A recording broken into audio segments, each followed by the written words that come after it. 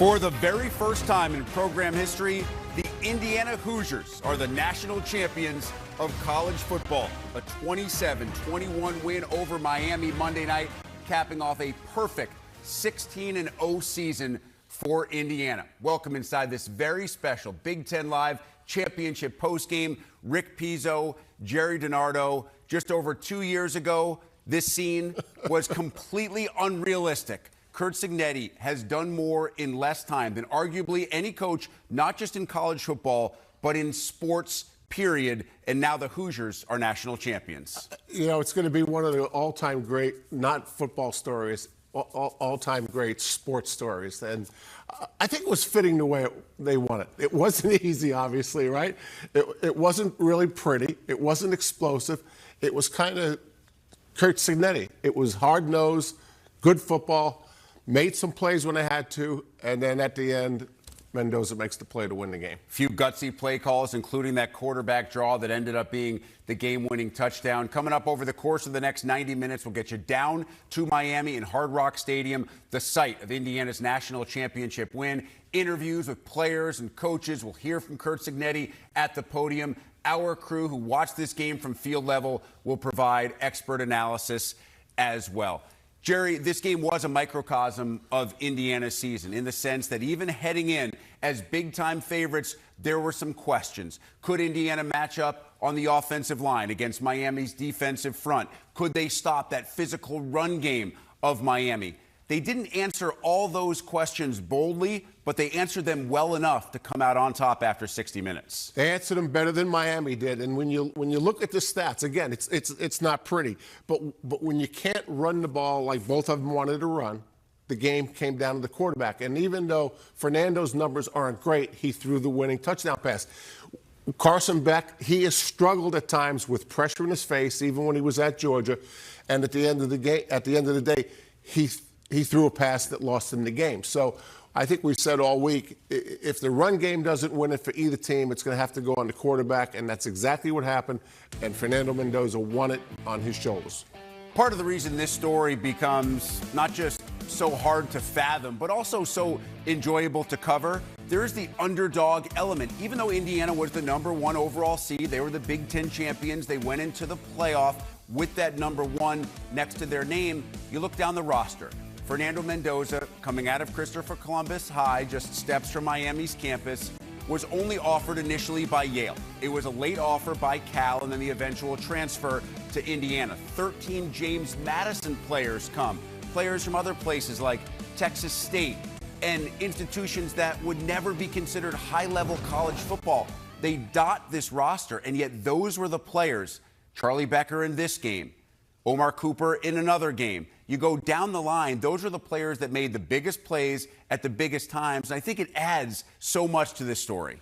Well, I think it adds to the story about college football that rosters are going to be put together in a different way now. It's not going to be a recruiting show, signing day in December, signing day in February. There's a lot more going on in building a roster. I go back to Curt Cignetti. When he was at Alabama, he was the recruiting coordinator. I think he either became a great evaluator at Alabama or he was a great evaluator when he went to Alabama, but he can really evaluate talent. And I think one of the things that's going to let him continue to make this possible at Indiana is his talent evaluation. And obviously, he also evaluates transfer talent. Did so with Fernando Mendoza. This was not Mendoza's best game by any stretch. He missed several open receivers. But at the end of the day, when you needed a player to make a play on that critical 4th down, when Cignetti decided to roll the dice and go for it deep inside Miami territory, they call Mendoza's number, and they do it with a quarterback draw. And credit to Mike Shanahan, that had kind of been set up throughout the course of the game, and the offensive coordinator made that call at just the right time. But it was Mendoza who executed it, and executed it with a little bit of flair, breaking a tackle. And I hope somebody got a still photo of the Heisman Trophy winner crossing the goal line with the ball in his hands. You know, we talked in pregame about his toughness, and we talked about him being in the pocket and being tough. I think the quarterback draw, I think we come to the conclusion that he's not only tough in the pocket, but when he has to run the ball, he's pretty tough. You know, a couple other things, Rick, that come to mind that really haven't had a major role in college football in recent years. Time of possession. That used to be a big number or a big factor. It hasn't been in recent football with the spread, but it was tonight, 36 minutes. And so, again, I think this is kind of what Kirk Cincinnati does. Red zone, 4 for 4 for Indiana, 1 for 1 for Miami. So all those critical situations, even though it wasn't a pretty game and it wasn't an explosive game, it's almost a throwback game. Running game was important. Some big plays in the pass game, and when you're in the red zone, you have to score. And, of course, special teams as well. Miami missing a critical field goal. Indiana scoring one of their touchdowns on that blocked punt. Another one of those underdog mentality guys. We know how good D'Angelo Pons is now, but he was lightly regarded when he was going into college because of his size. Plays so much bigger than that, and now no matter what size the shirt is that he wears, it'll say national champion on it. Let's take you for the first of many trips to Hard Rock Stadium. Pons standing by with our Ashley Adamson. I know this is a moment, D'Angelo, that you've dreamt about probably for a long time. What's the reality feel like? Yeah, it's something I always dreamed of. In my hometown, to come in and win it, it just means the world to me. I know I worked my butt off for it. It's just an emotional moment for me. There were so many unbelievable moments in this game that ended up mattering. Walk me through that Jamari Sharp interception. What was your view of it? A guy that never gets the credit he deserves, always overlooked by everybody else on the defense. I'm just so proud of him, his progression he made throughout the year, and he deserved it, and he deserved it. What did you see on that block punt by Mikhail?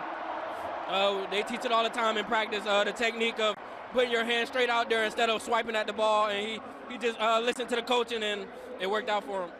Your journey here to this moment, how would you describe it? Words can't describe my journey, honestly. I came a long way, a lot of doubters, and I'm just continually proving them wrong. Enjoy this one tonight. Thank you. Thank you. Could see the emotion clearly visible on the face, in the voice of D'Angelo Pons. Now remember, the storyline was Fernando Mendoza returning to his hometown. Pons actually played against Mendoza. They joke around that Pons picked him off when they played against each other in high school, but this was a homecoming for him as well. You have to give credit to this Indiana secondary, which got banged up in that second half, Jerry. Miami was moving the ball basically at will. And then in that last drive, even after the Hurricanes got down inside the 50, it was the secondary that came up with another turnover, not Pons, but this time Jamari Sharp to end the game. Yeah, no doubt. They've been good all year. I mean, you look at that back end of the Indiana defense, they're as fine a group. Maybe they're not the four best. They're in the conversation about being the four best, but together they have been really efficient all year long and really have played good pass defense. Give Miami credit because in that second half, it became an issue for the Indiana defense. Kirk Cincinnati had to take a timeout to give his defense some time to breathe, but ultimately they did find a way. And again, Jerry, that encapsulates Indiana's season, whether it was the road win against Iowa, scoring late, going to Eugene, overcoming that early turnover from Fernando Mendoza, or, of course, maybe the most memorable game of the season, that win against Penn State with Omar Cooper's touchdown catch in the back of the end zone. No moment has been too big, and at no point has this team at any juncture during this 16-0 run ever looked flustered or overwhelmed. No, you're exactly right. In pregame, I mentioned to you that I was concerned that the Oregon game was too easy for them, that they had too many short drives for touchdowns. That really didn't have any impact, and I'm glad that was something that they overcame. I was also worried about media day, that there was too much hype and it was too much of a distraction. But second half, they had some issues that they hadn't had. Maybe a timeout should have been called, maybe it shouldn't have been called. Some different decisions in the second half, but other than that, they played the way they've been playing all year. Perhaps no Hoosier was happier to see Jamari Sharp's interception than Carter Smith, the Big Ten Offensive Lineman of the Year, who was called for a false start when Indiana had a 2nd and 1. You gain 1 yard, this game is over. Instead, it became 2nd and 6, 3rd and 6. Indiana decides to kick the field goal to make it a 6-point game. And as Miami is driving down the field, Smith had to be calling on that defense to bail him out. They did exactly that. The movie's going to be better this way, though, Rick. I mean, the offensive lineman will get a lot of attention for doing it, and it'll make a better movie that he made that mistake. I'm not sure Carter Smith agrees with that, but don't take it from me. Let's hear it from the man himself. He is standing by with Ashley. A confetti moment What's going through your mind? I'm so proud of this team. Man, we work day and night, week in, week out. I had a little hiccup there at the end, but I am so thankful for this great defense that was able to bail me out and win us the game. I'm so happy. I'm so happy. There's so much that went into this moment being possible. Tell me what was going through your mind when you saw Jamari Sharp come up with that pick. All the weight went off my shoulders. Everything I needed. I was so scared, you know, having that last play there and jumping off sides. It was a scary moment, and I was just hoping and praying that something was going to come through. And I was looking for him when you found me. I'm going to go find Jamari Sharp right after this. I'm going to give him the biggest hug, probably a kiss tonight. We'll see. We'll see. We'll see. Hey, go enjoy it. National champions, 16-0. It sounds pretty good. Thank you. Thank you so much. I take it back, Jerry. You're right. The movie is going to be better, but only if Carter Smith plays Carter Smith. Well, he's going to play Carter Smith, and Coach Cignetti's going to play Coach Cignetti. So the Big Ten has now won 3 national championships in a row. Last time the conference did that was back in the 1940s when Minnesota went back-to-back, followed by Ohio State. This trifecta marks the first time the Big Ten has ever won 3 national championships in a row by 3 different teams: Michigan, Ohio State, and now Indiana. Of course, Indiana had to beat Oregon in the national semifinal to get to the national championship game. Ohio State was also part of this year's college football playoff. Multiple teams in last year's 12-team playoff as well, Jerry. And there's always going to be comparison between the Big Ten and the SEC. Not only has the Big Ten won 3 national championships, the SEC hasn't reached any of the last 3 national championships. It seems like the pendulum has swung, and it is starting to swing in a fairly heavy way toward the Big Ten. Yeah, and the other way I look at the 2 conferences, we're 18 teams, which is more than the SEC, obviously. But if all 18 are maximizing their resources, you take the most recent power, Indiana, you take the historic powers in Ohio State, Penn State, UCLA, USC, wherever you want to draw the line on the best teams in the conference historically, there's no conference, including the SEC, that can catch us. So as all these programs grow and as they all get closer to reaching their best potential, the SEC won't be able to catch us. We heard from Urban Meyer earlier in the day about his arrival at Ohio State, and it was a humble brag, but he was correct in saying that once Ohio State elevated its recruiting, its talent evaluation, its speed, and its skill, it forced the Michigans, the Penn States, the Illinois, everybody else in the league to try and do the same. You can make the same argument about national championships, because now, after you win 3 in a row following a bit of a drought, it feels like this is what is expected now from the league, and somebody else is expecting and certainly hoping to be next year's Indiana. Yeah, and there was some pushback on Urban when he said that, because he said that at a conference meeting about recruiting. We have to do a better job recruiting. I think some of the Big Ten coaches saying, who does he think he is? You know, we'll run our program, you run your program. But it really did happen. And then the couple of expansions since then. So, again, to take the 18 schools and to say that, you know, Michigan's going to be better as we go forward. Washington, you look at all those schools, USC, they're all going to get better, right? Because if they don't get better, they're all going to make changes. So you have to assume they're going to get better. The depth of that 18-team Big Ten is going to be, it won't be able to be matched by SEC. There's not as many schools that can be that good. So what about specifically with Indiana? I know we've discussed this throughout the course of the day. We live in a what have you done for me now business. Right now, Indiana is the national champion. They'll enjoy that for a couple of days, couple of weeks, but, you know, Curt Cignetti will get back to work, and then the question will be, what can Indiana do for an encore? So what about the sustainability of the formula that Curt Cignetti has utilized in the first 2 years? Right, so there's no doubt it's sustainable, but rarely has anyone won it 2 years in a row, even the most successful programs historically in the country. Is it sustainable? I don't think there's any question. I think Curt Cignetti is a great coach. I mean, a great coach. I think he's getting great support from the university. The one thing, I mentioned this earlier this morning, we don't know the percentage of the success is attributed to the 13 JMU guys, because you only get to do that once, right? I do know he's a great talent evaluator. He's terrific in the portal. But those 13 guys from JMU, not only on the field, Rick, but when you take 13 guys that knows your team culture and you put those 13 in a locker room, you know, they're teaching the rest of the team what the coach wants. So that evaluation doesn't just stop at talent. It starts at character as well. Fernando Mendoza checks that box, and the guy who snaps him the ball checks that box as well. He was the Rose Bowl MVP, something you don't see very often for an offensive lineman. But Pat Coogan truly appreciate it. He is with Ashley Adamson. Pat Coogan, you knew this was going to be a physical battle, and it was. Walk me through how you guys were able to close this one out one final time, 16-0. Yeah, I'm just so proud of my teammates, and we just kept chopping wood and just kept believing, and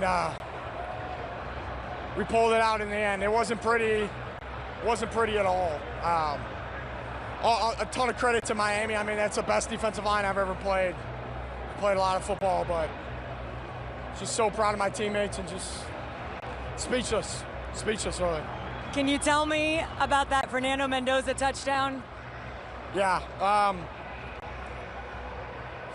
You always say, like, you'll die for your brothers, but, I mean, that kid really will. I can't say enough about him and his ability to just constantly show up, right? Just, like, in the biggest moments, who are you going to be? Like, who are we going to be? Who is Indiana football going to be in the biggest moments? We've proved it. We've proved it consistently all year, and so is Fernando. And that was another moment where he just put his life on the line for the betterment of the program, and I'm just so happy for him and so proud of him. You know, you came up short in the national championship game last year with Notre Dame. How did that journey shape where you are right now? It was everything. Like, you really never understand why some things happen in life until you're on the other side of it, right? Like, many unexplainable things have happened in the past year or so, and many times I've been questioning why. This is why, you know, it all works out in the end. It all works out in the end, and it's an unexplainable feeling. It's hard. I'm trying to give you a good answer here, but I'm lost for words, really. Thank you for your time. Go enjoy this one, and I don't think any words can do justice what you guys did this season. So much. Thank you. Pat said he was at a loss for words. I actually think it was pretty eloquent. This is a guy who played now in back-to-back national championship games. Member, of course, transferring over from Notre Dame. Very different feeling from last year to this year. But, Jerry, he used the phrase, we kept chopping wood. Indiana only averaged 2.9 yards per carry. That is well below their year average. And yet, they ran the ball 45 times. Mendoza only threw it 27. That was going to be their formula against this Miami defense. They did not want to put Mendoza in harm's way any more often than they had to. And Miami got to Mendoza early. They got to him often. Indiana went to that run game, and it was 3-4 yards. And that drive that ended up with the field goal, I know it was just 3 points, but they took almost 5 minutes off the clock. That turned out to be huge. Yeah, again, time of possession recently in college football hasn't been a big deal, but it was a big deal tonight. But you look at Fernando's numbers, 16 for 27, 59%. But the pass at the end of the game and the quarterback draw that put him ahead. I mean, those are the two plays. Well, that's why he's the Heisman Trophy winner, right? And you don't want to make it quite this simple because it's not quite this simple. But when you come down to a game that's this tight and the stakes are this high, it often does come down to which quarterback you trust more and which quarterback has shown you the ability to win games in situations like this. That's Fernando Mendoza, and that hasn't been Carson Beck. Correct. And as the game went on, as we sat in the green room, and it looked like it was going to come right down to the wire, exactly what we said pregame and what you just said. If it comes down to the quarterback, I'd rather obviously have the Heisman Trophy winner than Carson Beck. And, you know, both of them finished the way we thought they might finish. One good, one bad. Listen, I love doing this in studio. I loved watching this in the green room with you and a couple other folks from the Big Ten Network. Being down at Hard Rock Stadium maybe would have been slightly more enjoyable. Probably a little bit more stressful and certainly a little bit louder, but I'm guessing our crew enjoyed it as well. Let's check in with Dave Revson and company for the first time tonight as we take you to the site of Indiana's national championship victory. Rick, thanks. Indiana started playing football in 1887. for the overwhelming majority of its history, it did not go particularly well. And yet here they are tonight, national champions. Dave Revson, Howard Griffith, Jake Butt, Rhett Lewis. Rhett, I feel like as our resident Hoosier, former Indiana wide receiver, we need to give you the first word on this unbelievable night. Well, there was something in the air tonight, Fernando. That is for sure.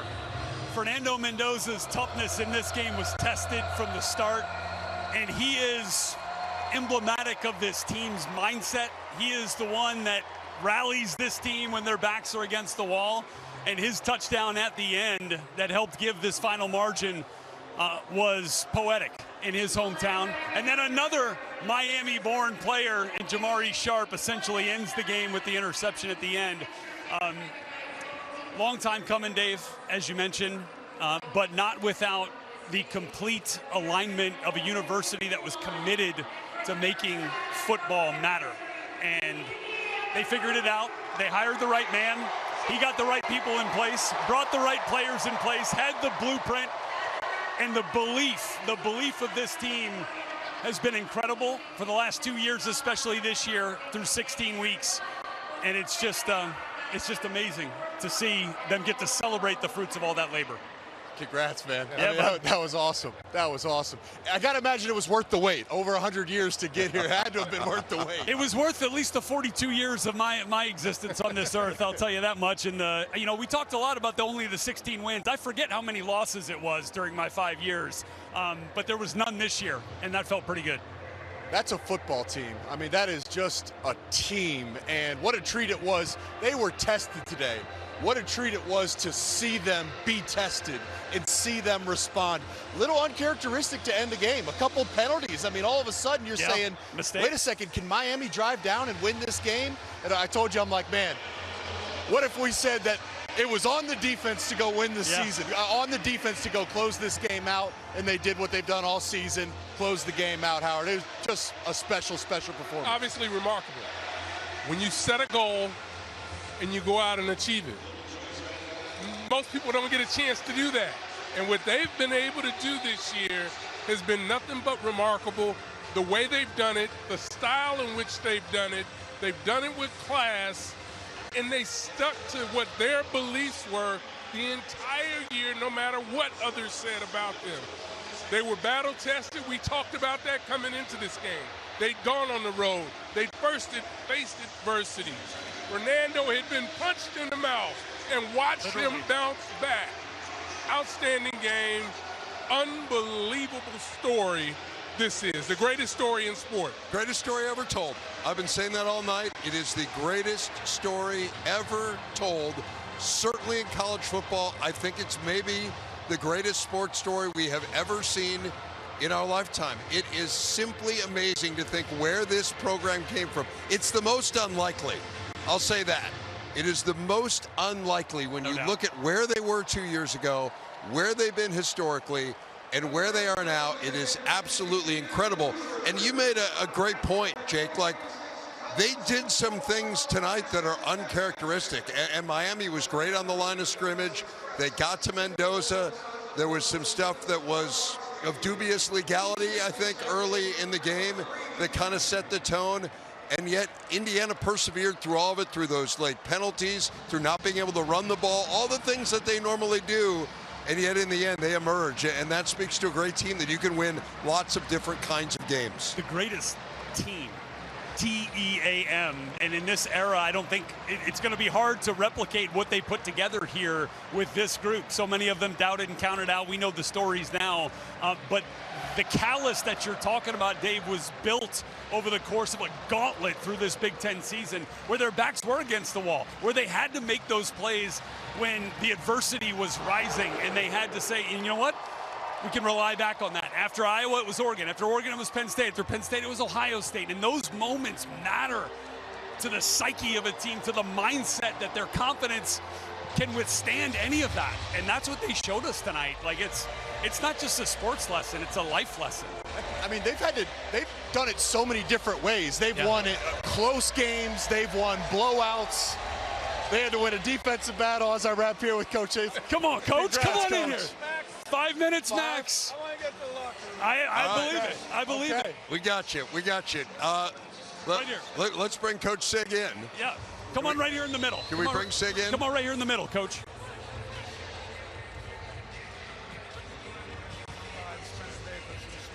Coach Signetti's with us now.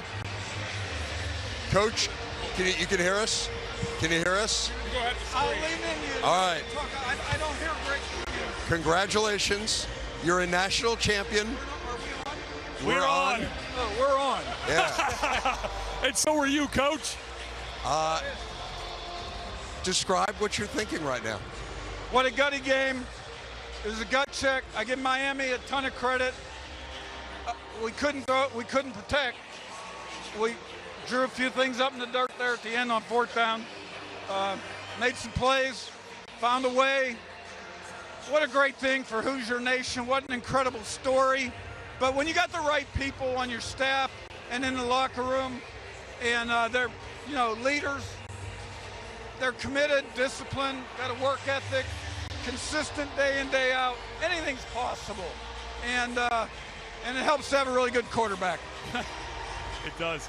Coach, when you think back about this team now, what's going to stand out to you most about a team that went 16-0 and won a national title and did it by trusting in one another and believing in your blueprint? What stands out to you about the way this group competed this year? Probably their togetherness. And, there's about 8 or 9 leaders at the top. But the whole team. Really a close group. Very consistent, prepared the right way every game. And it's a real credit to them. I'm so proud of the assistant coaches, the strength staff, everybody. Doesn't happen without a commitment from the president, the AD. We don't have nearly as much NIL money as people think. Trust me. Believe me. You're fixing to get some more. Maybe. Coach, it was a treat to watch your team play, and absolutely for Hoosier Nation. But I think even beyond Hoosier Nation, there's fans of other teams that watch your team with admiration. What's the lesson to take away from a broader perspective of the journey that you guys have been on this year? I think the lesson to take away is, in life, if you keep your nose to the grindstone and you keep working, anything is possible. And that's what you saw here. Tell us a little bit about what you watched Fernando do today, particularly after he took some shots early and was still able to bounce back. Yeah, he took some big hits there early in the games. Some of those probably should have been called, but they weren't. And, he kept bouncing back up. And, when we were kind of stuck in the ditch and couldn't protect, we found a way for him to get the ball out of his hand and have a chance to complete a pass. And converted some key 4th down plays, 3rd down too. And that run, he trucked the linebacker, broke a couple tackles. Yeah. And let me tell you something. I know he's the nicest guy in the world in his interviews, but that guy competes like a friggin' warrior. Yes, he does. Hey, Coach, last question for you. Your dad, Frank Sr., Hall of Fame coach. Now you're going to get me all choked up, right? What would he say right now about what you just accomplished, Coach? I hope he saw this. He did. He did. Because he was the best. Yeah. He got to see us. He died our second game when we transitioned up to FBS. He was kind of in a coma after we won the opener, 48-7, Middle Tennessee, I think. They told him, and he smiled. Because, you don't know how you're going to do when you jump up. But he was a great role model. Yeah, I was blessed. Well, you made him proud for a long time, but I'm sure he's especially proud tonight. Congratulations, Coach. Milk and cookies now, afterward? No, ice cold beer is what's coming up now.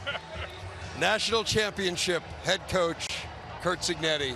An amazing story. Let's go back to Chicago. You have to love the beauty of live television, and you just have to love Curt Cignetti. His Indiana Hoosiers facing Miami Monday night, playing for the program's first ever national championship. Hoosier Nation there in mass inside Hard Rock Stadium. We're scoreless in the first quarter. Kalon Black gets the handoff, but that's not the story of this play. Watch Fernando Mendoza get drilled by Miami's Jacoby Thomas. The lip, bloodied, Mendoza unbowed. Cignetti wanted the penalty, wanted a couple, didn't get him. Miami, 3rd and 2, no dice for Marty Brown. Shut down by that Hoosier front seven. Carson Beck, the Hurricane quarterback, visibly frustrated. Miami has to punt it away, nothing going in the first half. Ensuing Indiana drive on 3rd and 8. Mike Shanahan goes to the run. Kalon Black rips off a 20-yarder. Black, 79 yards on 17 carries. Later in the drive, it's Riley Nowakowski. That drive lasts 14 plays. At that point in the game, Miami had 14 plays total. And you know special teams are always going to be a factor. Carter Davis from 50 yards out. Doink. Hurricanes, 69 yards total in the first half. No points on the board. To the third quarter we go. IU still up 10-0.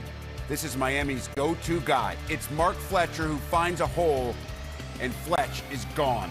57 yards, and suddenly Miami right back in the ball game. Curt Cignetti walked down the benches, telling his players to keep their chin up, make a play, and Mikhail Kamara does exactly that. Blocks the punt, Isaiah Jones recovers, and Jerry's special teams once again, such a huge factor. 2 biggest plays in the game, missed field goal and that touchdown off a blocked punt. Kamara has been absolutely huge late in the season on both specials and defense. It's 17-7 IU. To the fourth quarter, it's Fletcher again, straight up the middle. Great play call by Shannon Dawson. All sorts of window dressing. Just a simple run to make it 17-14. The other way we go on 4th and 5. IU goes for it, and it's Chuck Beck. Charlie Becker comes up clutch once again. Had just 4 catches. Every one was huge. Here's the play everyone will be talking about on 4th and 5. Forget about the field goal. We're going for it. And we're going to have our Heisman Trophy winning quarterback on the draw, stretching out, graceful. 24-14, Indiana leads it. But this one is not over. Miami scores, and the Hurricanes score quickly. Malachi Toney on the jet sweep, 22 yards. It's 24-21. IU facing another critical 3rd down. So who do you go to, Jerry? Charlie Becker. Chuck Beck once again. This leads to a Nico Radicic field goal as the Hoosiers go up 27-21, but just a field goal. So a Miami touchdown would still do it for the Canes, but Carson Beck picked on by getting picked off. It's Jamari Sharp sealing the win for Indiana, 27-21. The Hoosiers are national champions for the first time in program history. We have so much still to come from Miami. Indiana President Pam Whitten, Athletic Director Scott Dolson sitting down with our crew, and we'll head to the post-game podium where we hear from Curt Cignetti and select Indiana stars. It is time to paint South Beach cream and crimson.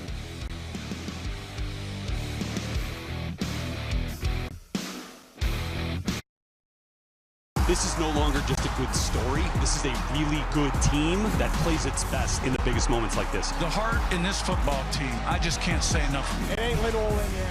This is who we are. This is our DNA.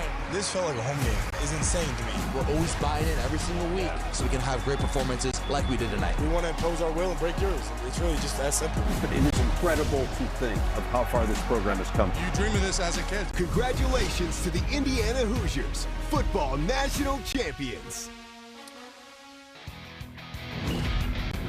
National champions and just the second team in college football history to win 16 games in a season.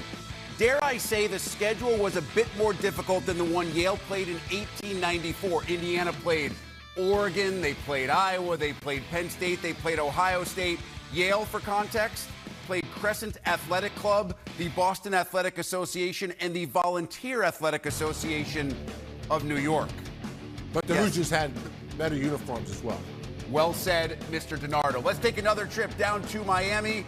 Our crew with 2 very happy Indiana University administrators. Rick, thanks. Thrilled to be joined now by the president of Indiana, Pam Whitten, athletic director Scott Dolson. The two of you were involved in the hiring process of Curt Cignetti just over 2 years ago. 4 days. I would argue that no university has ever had a better 4 days without necessarily knowing it than Indiana had in those 4 days. Pam, tell me what you remember about that process. Well, first of all, I'm going to disagree. I think today is the best day for Indiana University. You know what? It actually dates back almost 5 years when Scott and I started working together and recognized we wanted to make football real at Indiana University. So there was a couple of years of unleashing our amazing athletic director to build a really strong athletic program with the right people doing the right functions to take advantage of the new age of college sports. And so once we got that in play, did a lot of good fundraising, and then we were ready to go hire the best coach in America, which we did. What do you remember about all that?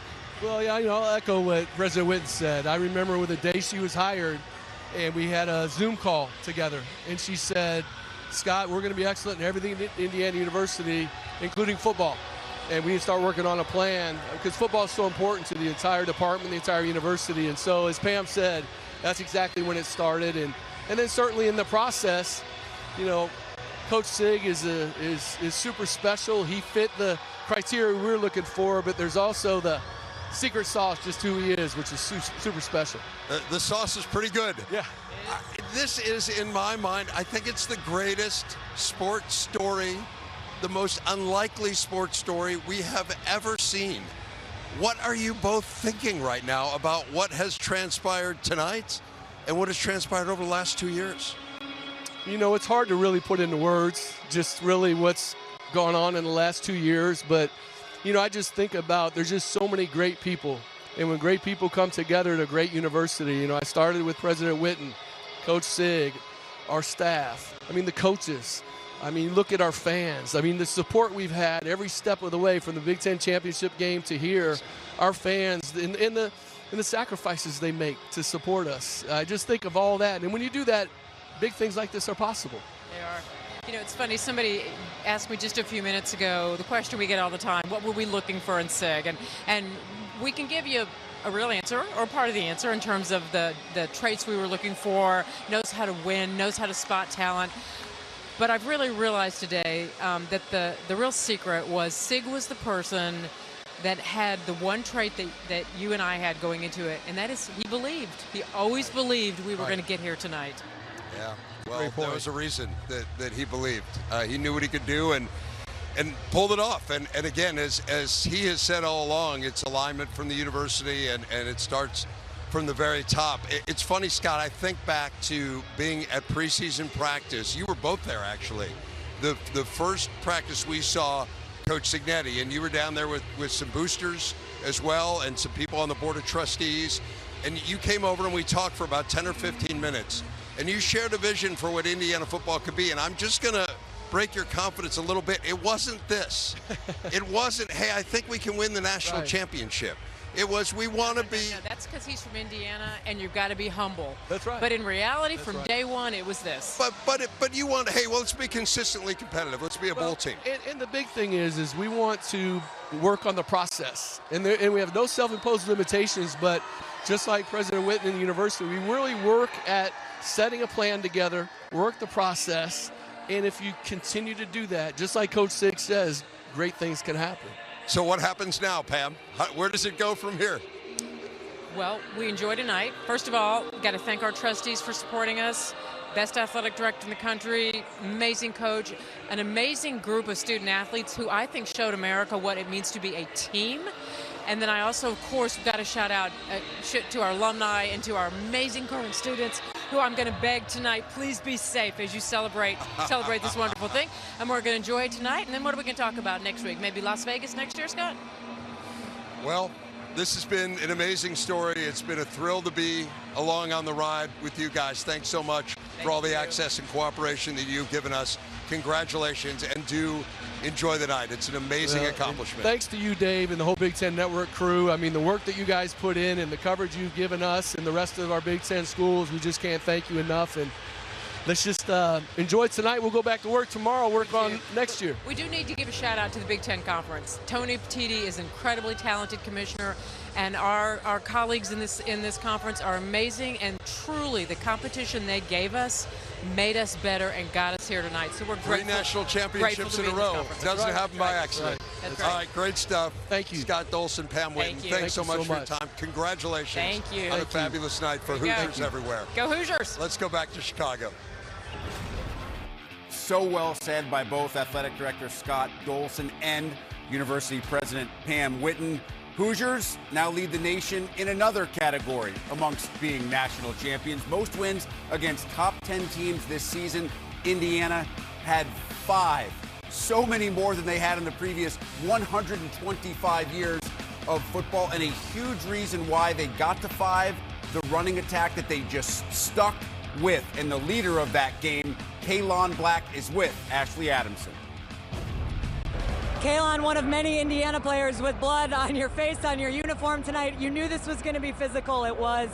What allowed you guys ultimately to come out and pull this one out and finish it off? Yeah, definitely. Just our belief in ourselves and belief in our culture. I feel like Coach Sid done a great job throughout this week of practice and making sure that we stay focused, stay detailed, and not listening to the rat poison on the outside. Kurt Cignetti always talks about how everything in this game is earned, not given. You earned every inch that you guys got tonight. Just walk me through what you were telling you guys, what you guys were saying to each other on the sideline when it got real tight there at the end. Yeah, it's one moment at a time, one play at a time. Make sure we can't get too ahead of ourselves. And despite all trials and tribulations, we had to stay focused and we had to keep it going. I know you can recognize a good run when you see one. Can you assess how Fernando Mendoza found the end zone tonight? Man, Fernando is a warrior, man, our Heisman winner, and he's well-deserved. He done a great job out there tonight, and, man, he's just a warrior, like I said. Last thing, 16-0. First national championship at Indiana. You guys set every record, it feels like, that was out there. Can you describe what you're feeling in this moment? Man, I'm feeling extremely blessed. Without the Lord, none of this is possible. Man, just a testament to our coaching staff, our players, man, just our culture around, man. It's just, I don't even know what to say. Enjoy it. Thank you. The run game on Monday night was certainly not explosive. You see Black averaged 4.5 yards per carry. Roman Hemby, the other half of that two-headed monster, averaged just over 3. But combined, they ran the football 36 times. They just kept after it. Overall, Jerry, Indiana as a team ran the ball 45 times. Mike Shanahan just refused to get away from what had been this team's bread and butter. And sometimes, from a big picture perspective, folks forgot about that because you had Fernando Mendoza. But at the end of the day, this is a line of scrimmage team that wants to win by controlling the clock and running the football. Right, and the tailbacks we knew were going to be important going into it. And if you just look at the numbers, and you've already mentioned this, if you look at Miami's number, 110 yards rushing from the tailback position, Indiana 131 from the tailback position, but Fletcher had 157-yard run. Right? That's a lot different than the two, Hemby and Black. That's a lot different than those two having 4, 3, 5, 6-yard runs. So even though the numbers aren't all that impressive, if you look at the way Miami got to 112 with the 57-yard run by Fletcher, they didn't have a run game. If you look at Indiana's run game, they had 131 yards, but it's split between Hemby and Black. And over the course of the game, they're beating up the Miami defense more than Fletcher beat up the Indiana defense on the 157-yard run. So you've been the offensive coordinator for a national championship winning team. What is going through Mike Shanahan's head, the play caller for Indiana, as he's watching what's going on, seeing not huge chunks, right, but 4 and 5 yards, which will put you in good spots, which will keep you on schedule as an offense? When does an offensive coordinator or a play caller decide it's time to take a shot and it's time to just keep sticking with the run game? You know, it's interesting that Colorado, the night we won the national championship, there was a time we were halfway through the first quarter and we said to each other, offensive coaches, how many times has Bieniemy carried the ball? And we hadn't given it to Bieniemy enough, and sure enough, from the middle of the first quarter to the end of the game, we gave it to him. So you have to manage it and damage control it during the game to make sure that you're quality controlling what's going on. Because when you're calling plays, you really can lose track of, you know, have we got the tailback the ball enough, especially with both these teams. I know that Brian Haynes, the defensive coordinator for Indiana, is one of the hottest names in college coaching, a guy who will eventually be a head coach somewhere. He has said very clearly he's not in a rush to become a head coach. But sometimes when you get one coordinator receiving so much attention, the other coordinator kind of doesn't get as much attention. Mike Shanahan has done a phenomenal job as Indiana's play caller this season. Yeah, he really has. I mean, the quarterback draw at the end of the game, I mean, there may not have been a bigger play in the entire game. But, you know, I think in football circles, they both get their just due. I mean, I think they're really appreciated in the coaching community and in the administrative community that will ultimately look for an assistant coach to become a head coach. I think they both get what they deserve. I think Mike and certainly Curt Cignetti and Fernando Mendoza as well, they all deserve credit for believing in Charlie Becker. This is one of the great stories on this team. He was a guy who until midway through the season, Jerry, I'm not talking about casual football fans. I'm talking about diehard football fans. Even some who covered Indiana football wouldn't really know who Charlie Becker was or what his skill set was. Just a handful of catches through the first half of the season. And then suddenly he emerges to become a go-to guy for Fernando Mendoza. He has not dropped a single pass, not one drop through the course of the 2025 season. And he has continued, especially through this playoff run, to make catches at the most critical times. I was just going to say and to make contested catches. Yeah. The most critical time every time. The only question we have to figure out who's going to play him in the movie. I'm going to go with Charlie Becker. He's kind of a good-looking matinee idol kind of young man. How does a player kind of stick with it? And what does it say about a player like Charlie Becker, who at one point was in the transfer portal and wasn't sure if Curt Cignetti actually wanted him to be part of this football team? He sticks around, and now he becomes one of the most important parts of a national championship team. I think how someone like Charlie emerges is at practice, he's constantly making plays. At practice, he's constantly impressing the coaches. He won't be ignored. You know, he doesn't just show up on Saturday and do good things. He's doing them all during the week. And I think, again, I've said this all day long, I think one of Coach Cignetti's greatest talents is talent acquisition and evaluating of talent. So that's not only in recruiting, that's on his own roster. And I think Charlie's probably the best example of Coach Sig finding someone on his roster that's not doing enough for us. Let's put him in position to do more for us. Just remarkable to me. 3rd and 7, you have Elijah Surratt, you have Omar Cooper. We go to Charlie Becker once, critical 3rd down later in the game. We go to Charlie Becker again, 4th down. Why don't we go to Charlie? It has just been a phenomenal story amongst so many stories surrounding the national champion Indiana Hoosiers. Back to Miami after the break. More reaction from our crew who watched this game from the sideline level, and we'll head to the podium to get post-game reaction from Curt Cignetti and select IU student athletes.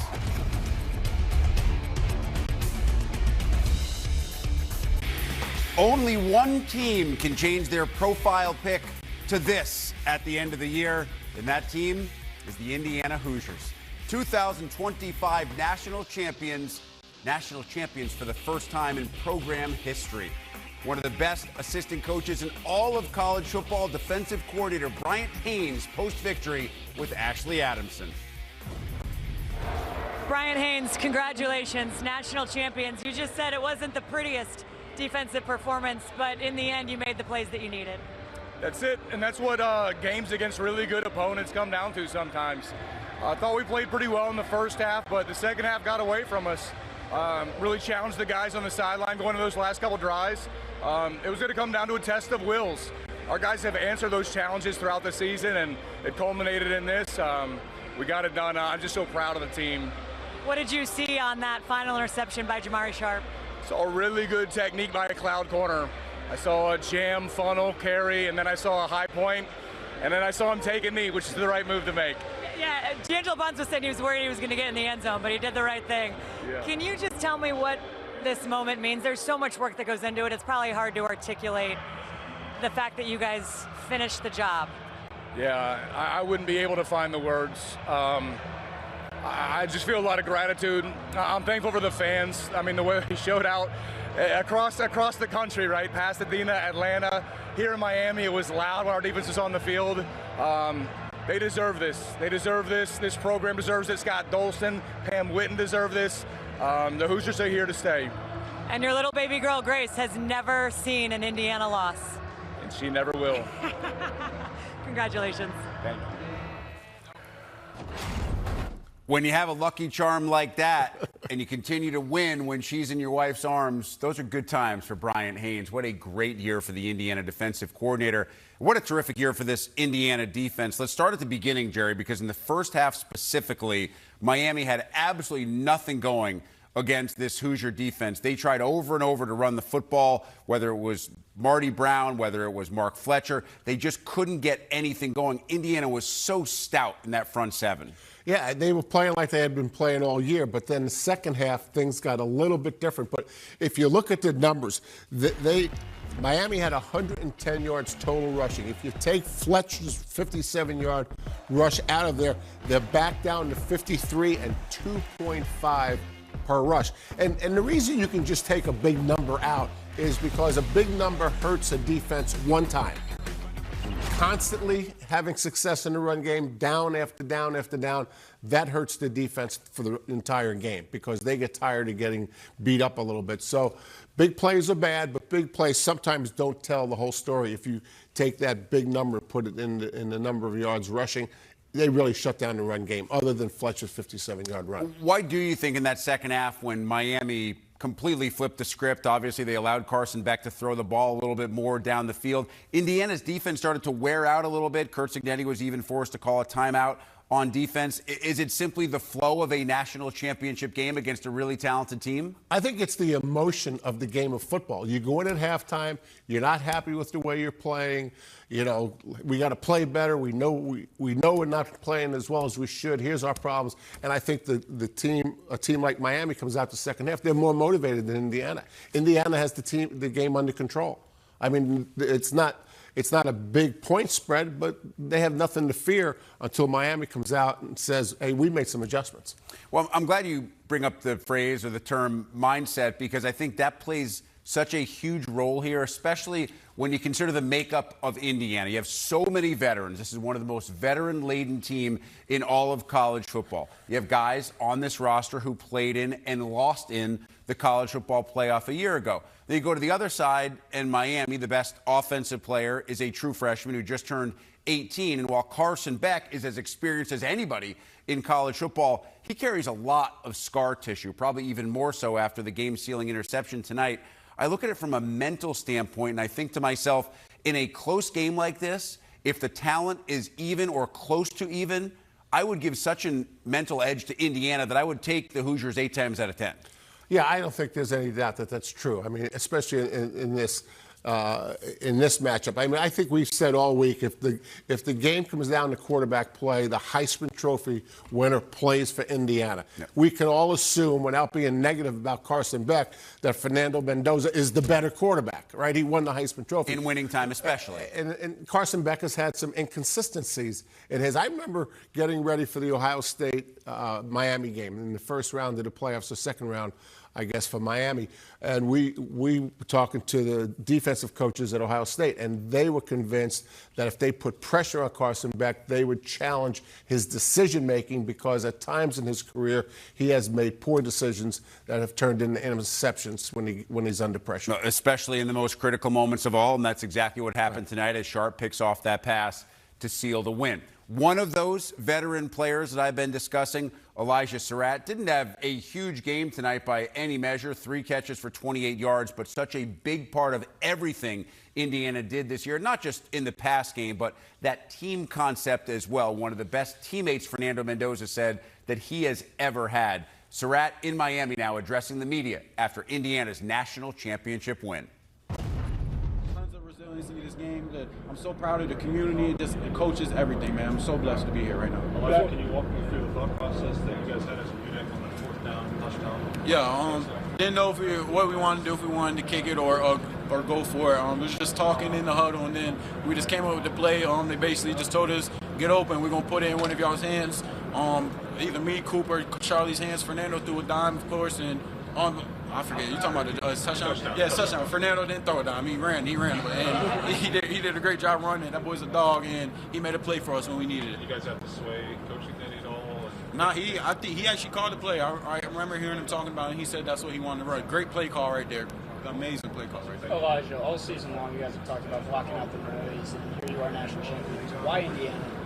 Man, just the work we put in every single day. That's really all it takes. We took our time. We took our time every single day. We knew what our ultimate goal was, and we just kept everything in the locker room. Didn't pay too much attention to the outside noise, and just attacked every single day and try to get better, leading up to the game one all the way to now. Jamar gets that pick. What's going through your head?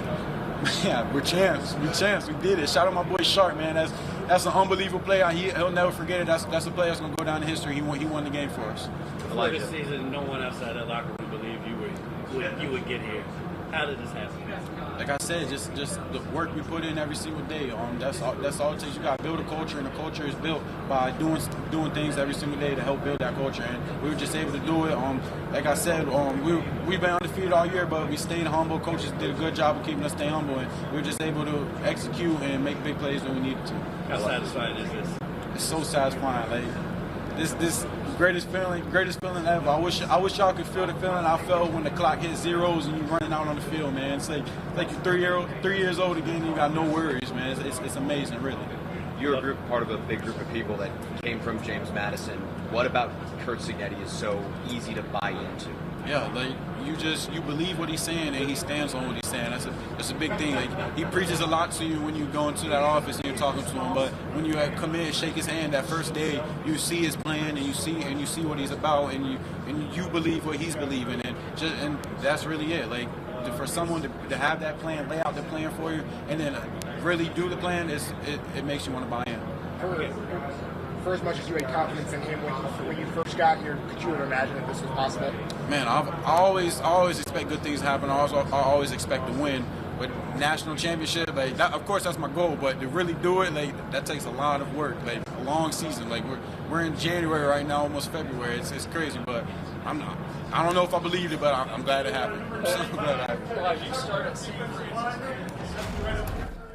Rick Pizzo back with Jerry DiNardo. So we said Surratt's numbers weren't huge in this game, but the numbers often don't tell the whole story. 3 catches for 28 yards. But if we had the projector right now and we were watching the game tape, we might see that when Surratt's here, they've overshifted their coverage here, which means that this receiver has a better chance of getting the ball. So you can't really judge Surratt's performance by 3 catches for 28 yards because he's earned the right. This is like Jeremiah Smith at Ohio State. He's earned the right to make sure that they cover him in a very uncomfortable way for another part of their coverage. Well, we talked enough about Charlie Becker's emergence, and probably late in the year, part of Charlie Becker's emergence has been the fact that opposing defenses feel like they have to double cover Elijah Surratt, which opens up the other end of the field for Charlie Becker. Indiana is now on the podium at Hard Rock Stadium celebrating its national championship as we take you there now to listen in. Okay, hard-fought game. Give a lot of credit to Miami. It was a real gut check. We found a way. It's credit to our guys' resiliency to find a way to get that done. It's a great thing. Indiana winning the national championship 2 years into our tenure. You do it with people and a plan. Can't say enough about our senior leadership and the people we have in the locker room and the people we have on our staff and our strength and conditioning staff, support staff, and the commitment we received from President Witt and Scott Dolson. I would like to say our NIL is nowhere near what people think it is, so you can throw that out.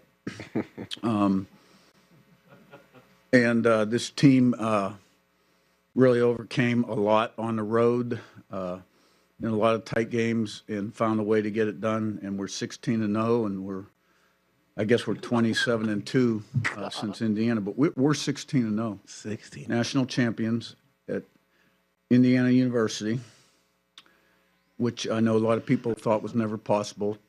It probably is one of the greatest sports stories of all time, but it's all because of these guys and the staff.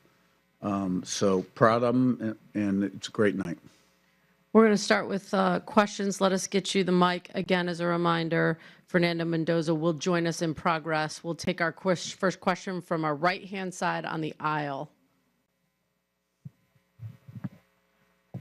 Hey, Kurt, Dan Wolken from Yahoo Sports. With that 9-minute to go decision, field goal team went out, you brought them back. What was the thought process there in going for it and the play call? Yeah, I think we'd gone for it on 4th down, maybe the series before too, or maybe it was that series. And we finally came up with some ways to give the quarterback a chance to get the ball out of his hand because we were having some protection issues. That particular play didn't feel really good about kicking a field goal there. The play before, they were in the coverage for the quarterback draw, which we put in specifically in the medium package in the low red against that look. We had to block it a little different than we normally do, and that was about a 45-minute discussion in the staff room how we were going to call it and do it. Line did a great job executing, so the back, and Fernando trucked the linebacker, broke a few tackles. And, let me tell you, Fernando, I know he's great at interviews and comes off as the All-American guy, but he has the heart of a lion when it comes to competition. I mean, that guy competes like a warrior. And, he got really smacked a few times in this game. That one drive we kicked the field goal, there should have been two roughing the quarterbacks and one high hit to the head that weren't called. I'm all for letting them play, but when they cross the line, you got to call them.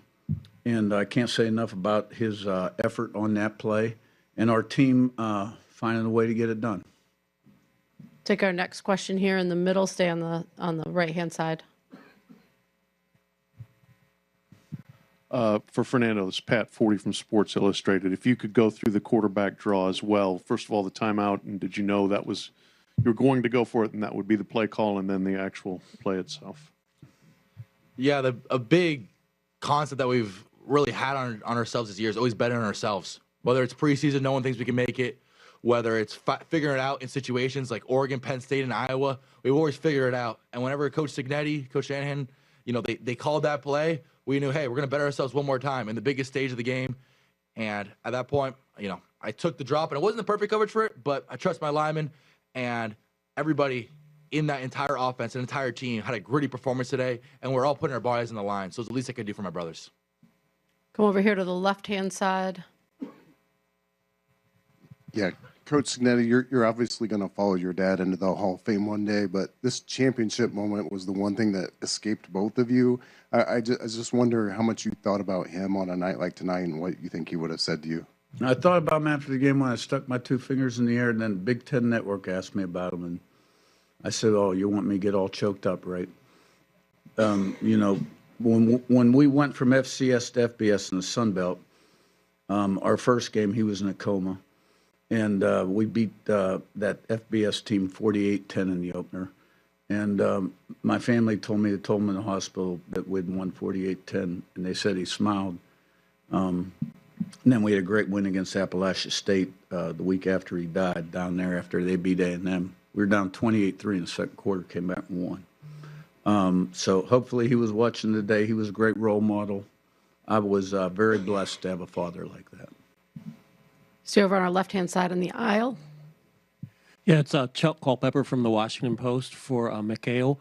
You kind of epitomized this whole thing. It's been since 2020. If you could sort of, what do you think about when you think about that path since then? I mean, I've played pretty much every single level of football, FCS, G5, now here in the Big Ten. So just to really do this with guys like Fisher and all my other teammates that I've done this journey alongside of, I didn't think it was possible, man. I can't lie. But to be here today, it's surreal. Take our next question right over here on the left-hand side aisle. This is for Coach and Mikhail. Sammy Jacobs from Hoosier Huddle. You guys have had your starters, All-Americans, make plays on punt block all year with D'Angelo. Take us through that play and how important it is to have those guys like Mikhail, Isaiah Jones, D'Angelo make impacts on special teams. I'll start with a short answer. Pons was a punt block, and he blocked the punt. This was actually a return, and Mikhail blocked the punt. We didn't have punt block called. And Nadukwe's done it a couple times as well. And you can take it away. Pretty much there was a punt before where we were in defensive safe, and I feel like I was kind of close. So the second time, the time that I blocked it, I was like, I'm just going to shoot my shot. And I just watched the ball, got off the ball as fast as I could, shot my shot, and I heard that double thug. Very fitting that Isaiah Jones would be on the recovery. Move over here to the far right-hand side. Chris Vanini from The Athletic. Fernando, you dropped a curse word there at the end, something you don't do very often. Where'd that come from?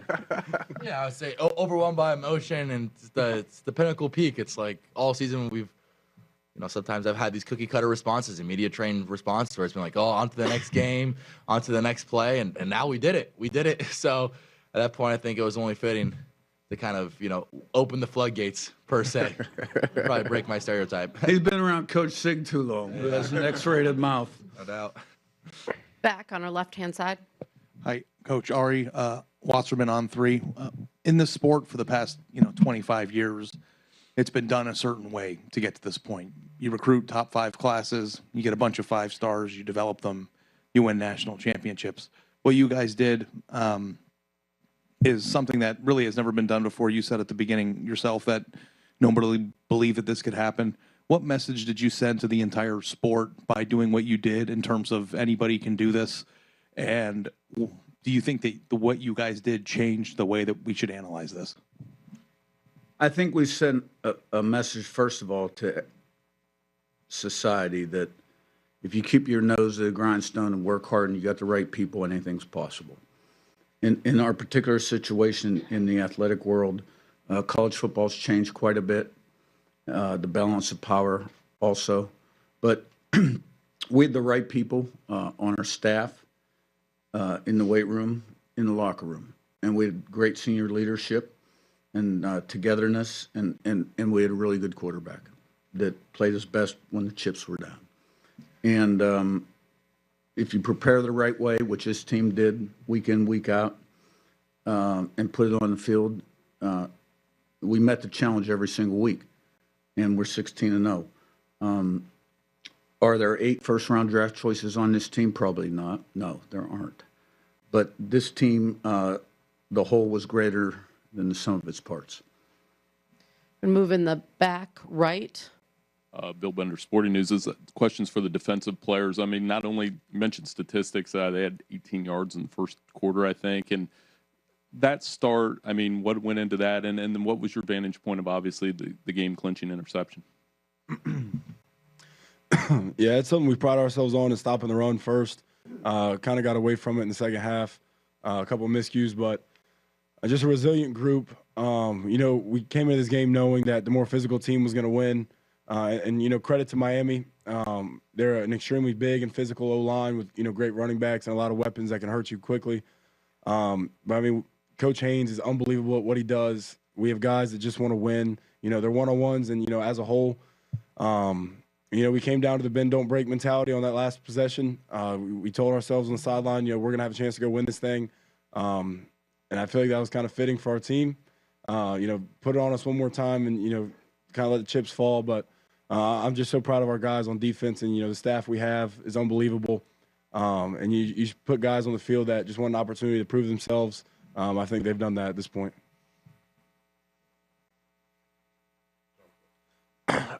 Pretty much to piggyback off of what he said, like, we really just pride ourselves on stopping the run and then making it so we could just pin our ears back and rush the passer on third down.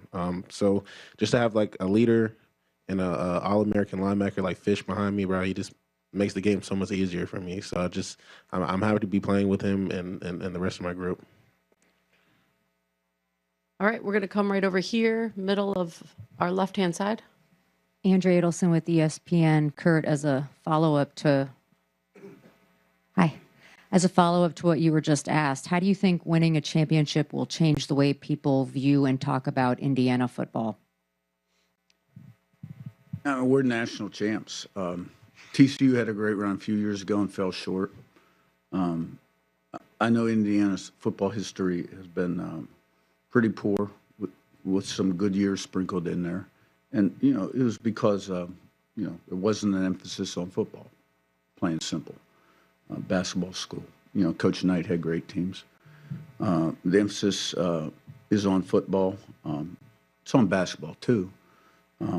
But, you got to be good in football nowadays. We got a president that comes from the South that loves football. We've got an AD that is a tremendous fundraiser, people person. And we've got a fan base the largest alumni base in the country, Indiana University. and they're all in, and we got a lot of momentum. So we just got to keep working at getting better in all phases that influence program success, including the things that happen within the program. Stay humble and hungry, and work diligently toward improvement, buy into the process. What the outside public thinks, we don't control. It's a great story, tremendous story. Most people will tell you that are in the know, it's probably one of the greatest stories of all time in terms of a team expect that most people, what we got done.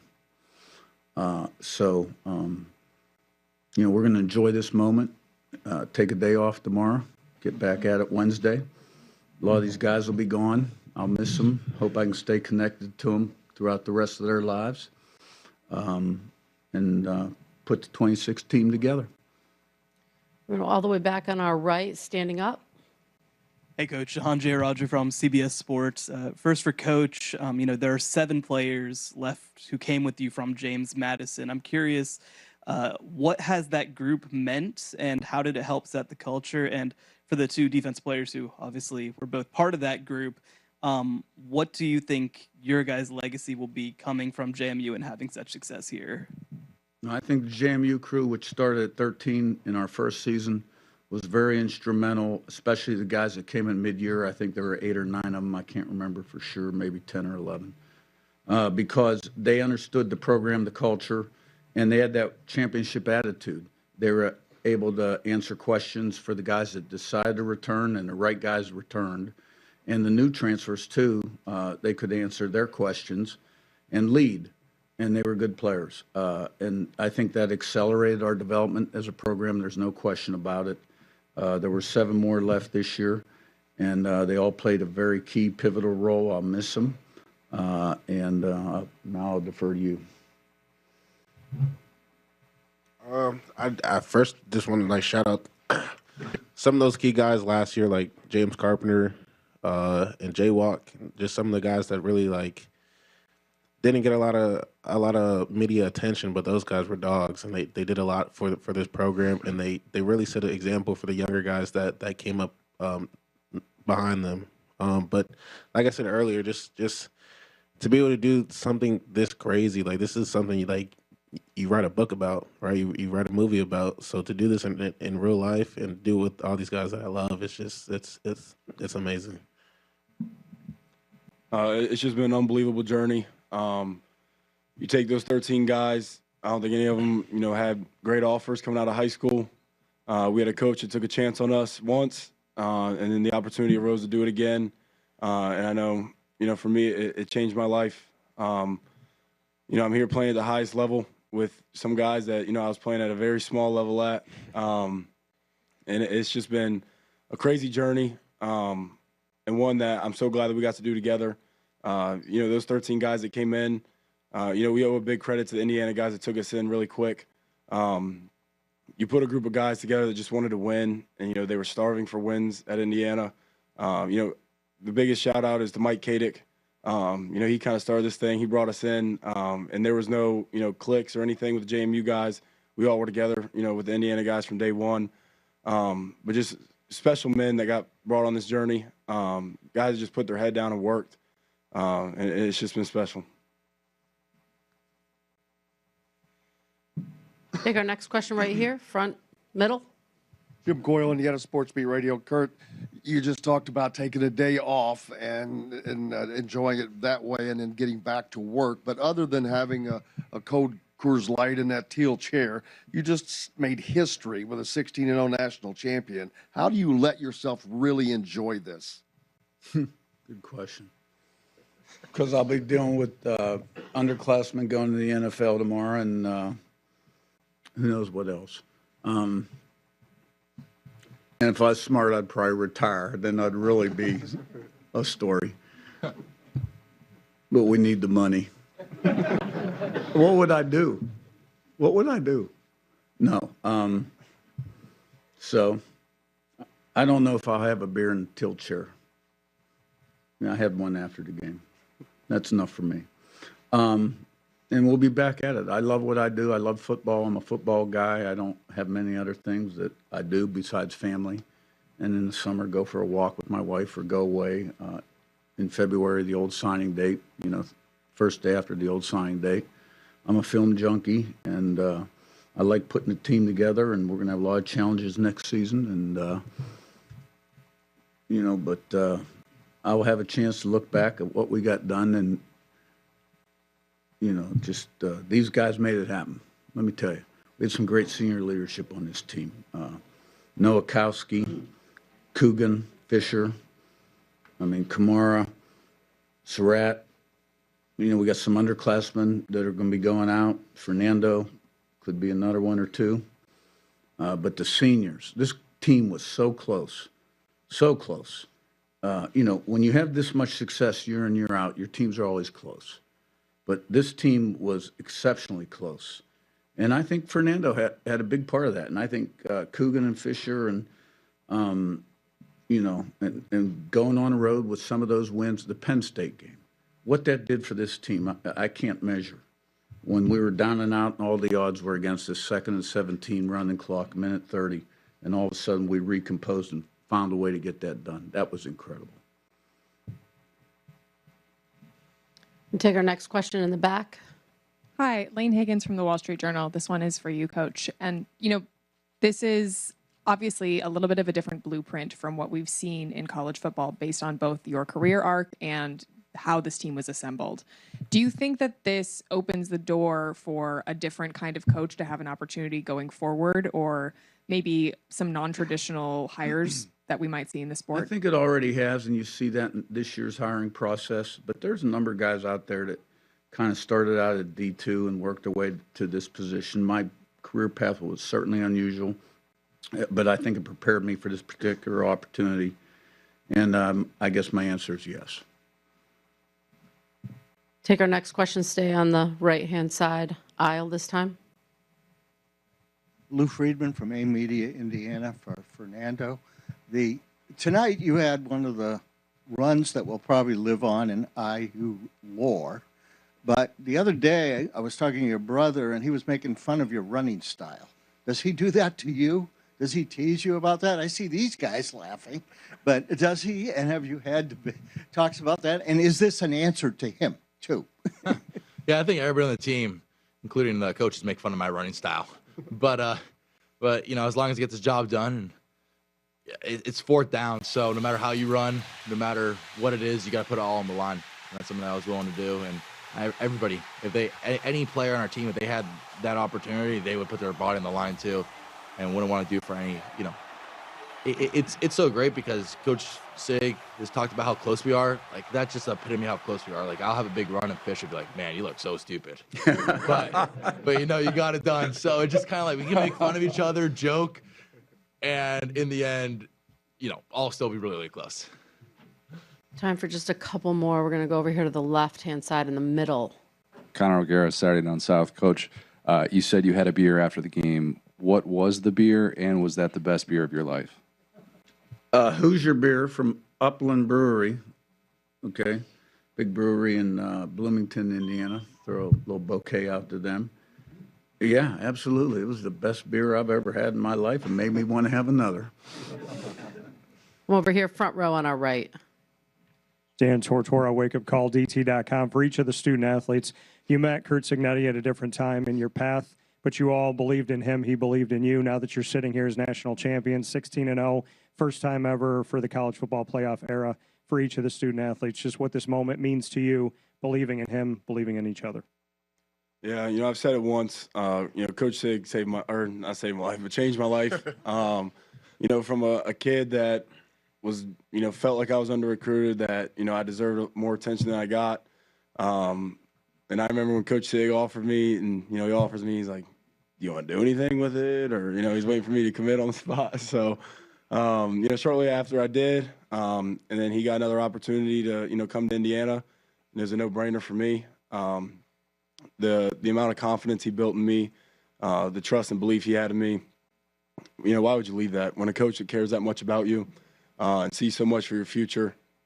And he just talked about, development and growth for me all the time. it was a no-brainer. You know, I owe a lot to him.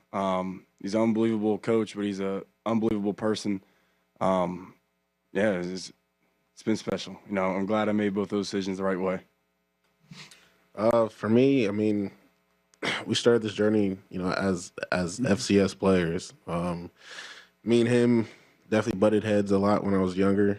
And just knowing like how much I've grown, how much we've grown, I just know like everything that he did was just out of love. Even though in the moment I didn't feel it, but now I just understand as I get older, like all the lessons that he taught me to stay humble, to stay poised, to stay ready, like it's paying off, and I'm gonna be able to take everything that he's taught me into the NFL. Yeah, I'd say with myself, it's kind of like a testament that everybody's had. Like, for example, Coach Sig betting on himself, going from Alabama, then going back down to D2, and all these other guys, really betting on himself and self-believing. It was a very tough decision to transfer for myself. However, when I got here or on the visit, he sold me on developing and that I could become the best Fernando Mendoza possible, and with a hell of a great group of guys. At that point, I knew it was a no-brainer, and just can't thank Coach Sig, Coach Shanahan, and Coach Whitmer enough. They're always sticking through with me through the thick and thin of this entire season. Last two. First right here. Coach, right here in front of you. Hey, Coach.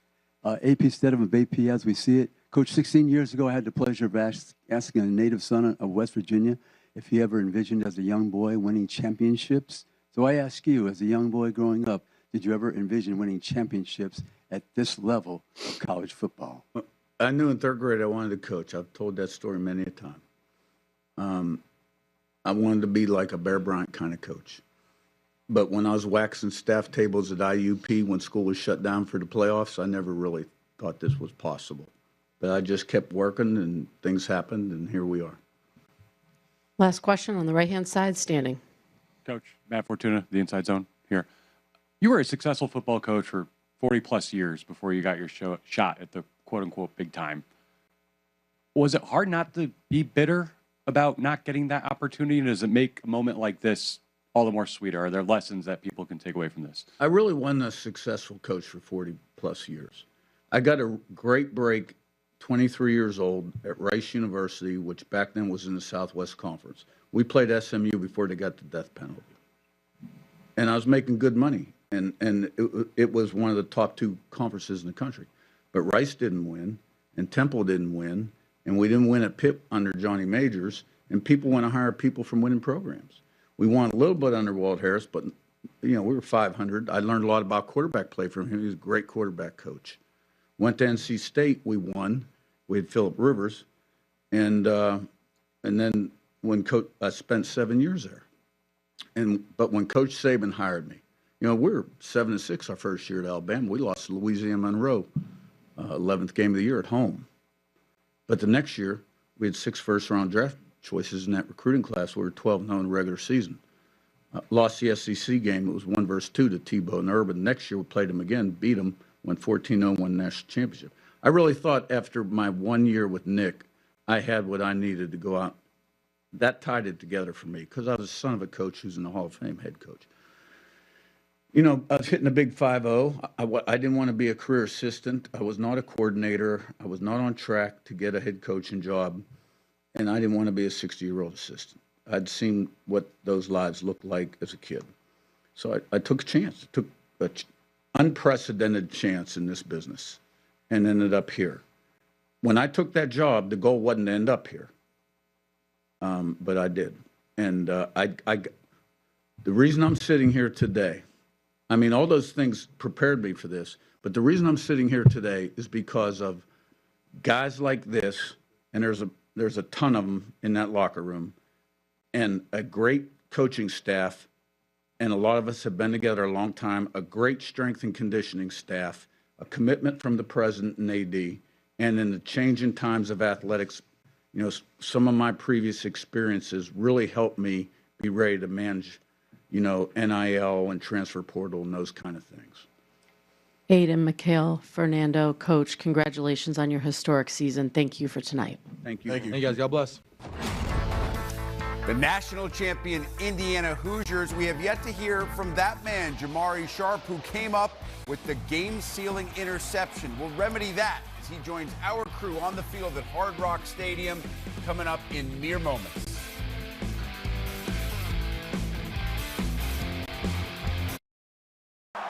Back to do the punting is Dylan Joyce. Back around his own 2 to take the snap. And the punt is on. Oh, it's blocked. Oh, that's huge. Blocks it. It is picked up. Touchdown, Indiana. Isaiah Jones. And Indiana comes up with a tremendous play. But Kyle Kamara got the block on the kick. Game was so good, the moment so big that even a former Hawkeye decided to chime in with congratulations to Curt Cignetti. Caitlin Clark, of course, now with the ties to the Hoosier State, playing with the Indiana Fever, saying it's time to give Coach Sig his movie right now. Those folks who were at the official Indiana watch party at Assembly Hall certainly agree. For more on that scene, we check in with our Danny Rogers. Please tell me what these tears are about.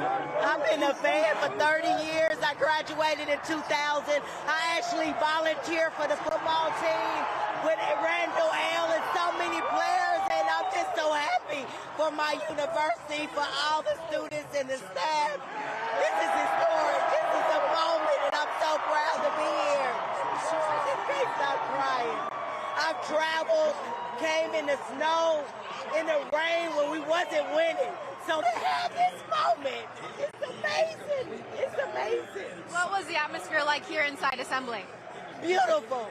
I drove from Indianapolis to be right here at home where it all started. I'm just so excited for this for our players.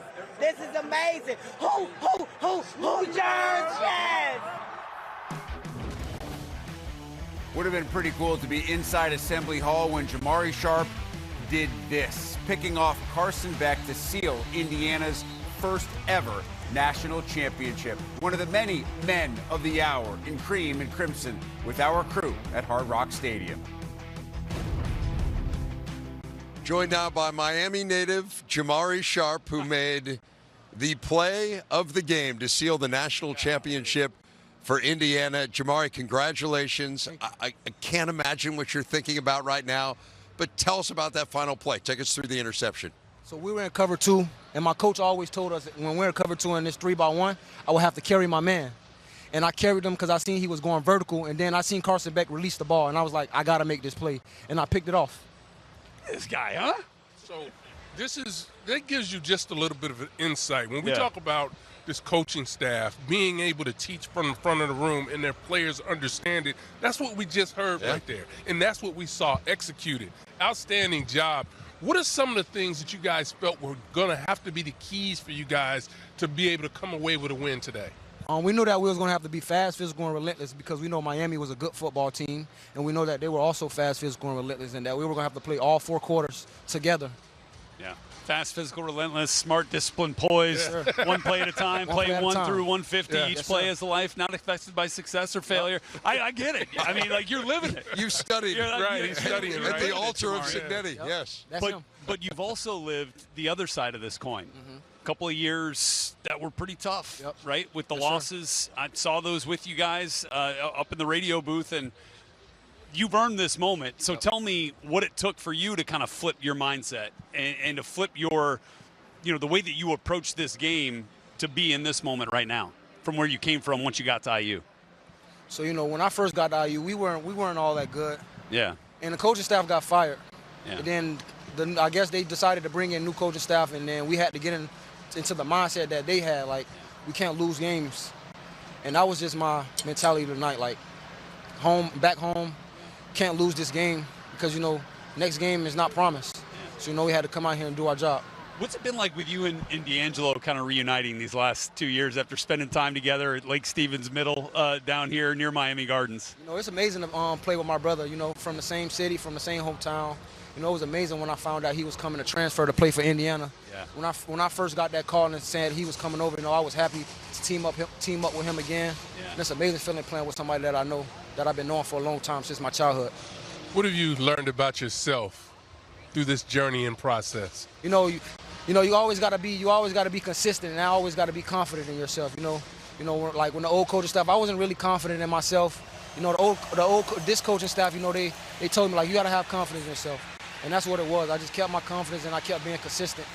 and I was able to make that play for my team. Did you consider leaving when the new staff came in? Yes, I actually did consider leaving when the new coaching staff came because like I didn't know anyone. Like they didn't recruit me, so I didn't really know what my future was going to hold up. I didn't know I was going to stay here. But I'm glad I did. I made the right call. I think you made the right call. Yeah. Jamari, congratulations. Thank you. A play that will live forever in Hoosier lore. I mean, you are one of the people when they tell the story of this national championship 50 years from now. Always being the highlight. That play, that play will be there. Congratulations, Jamari Sharp. Congrats, buddy. On a great win and to do it in your hometown. Just amazing stuff. Thanks for giving us a few minutes of your time. Thank y'all. Rick? Take a break. When we come back, chat with one final guest. It is that man, Heisman Trophy winner and now national championship winning quarterback Fernando Mendoza joins us at Hard Rock Stadium.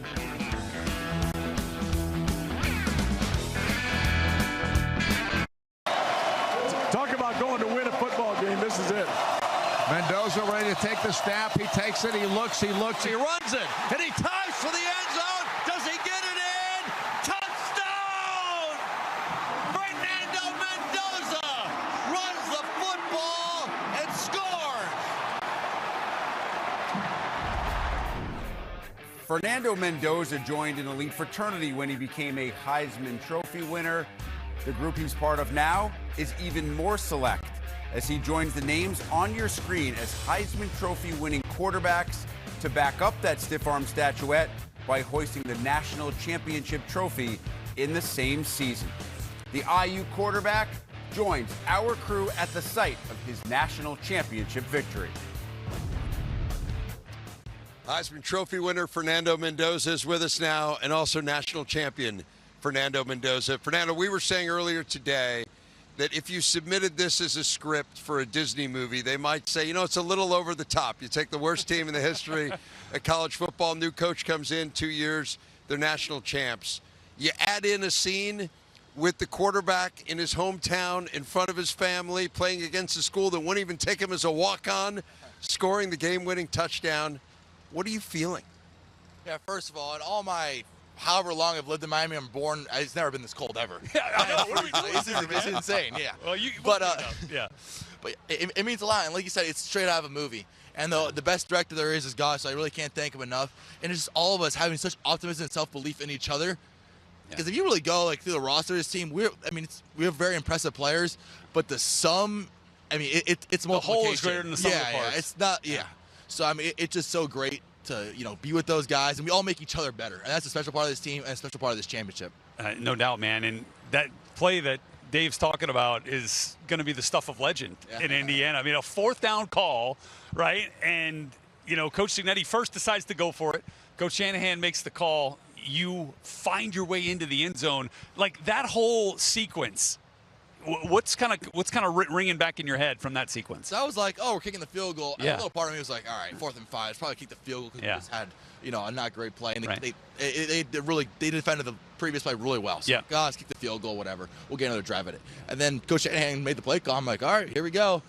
We've bet on ourselves our entire lives in the season. Yeah. So no other way fitting more to bet on ourselves on 4th and 5 to win the game. They were really physical with you guys. They were really physical with you, maybe borderline not within the rules, but this was a different game. This wasn't a Fernando Mendoza, more touchdown passes and incompletions kind of game. What does it say about this team that you were able to win that kind of a game? There's different types of play. There's different types of games and different types of play styles in the way the game goes. Miami, extremely physical. We knew it was going to be a physical game. So at that point, we had to be physical and gritty, whether it was myself, trying to extend and score a touchdown, whether it's our offensive line and our hogs, really doing the work up front, or receivers blocking outfield and making contested catches. The nature and the name of this game was physicality, and the most physical team is going to win, and we were able to out-physical them in the end. The most clutch team. How about the 3rd downs and the 4th downs? You got Charlie Becker twice again. Yeah. I just kind of keep coming back to the joy that some of those plays have brought. You're such a joyful dude, right? Do you have a sense now of the joy that you've brought your teammates, the fan base of this program, people who have played at Indiana before, the state of Indiana? Like, do you get a sense of that now? You know, it hasn't even sunk in yet. I'm usually a very emotional guy. I'd be bawling my eyes out, but it's so much emotion. It hasn't even sunk in yet. Yeah. You know, I still my body needs to digest it. Yeah. However, I mean that's the biggest thing is, you know, I play for my why, which is my family. Yeah. Everybody plays for their why. Yeah. And to bring joy to somebody else, I think is the greatest thing you can do as a human being. I want to ask you about your family as we wrap it up here. America's fallen in love with with your family. They love seeing your mom cheering you on and your dad. Have you spoken to them?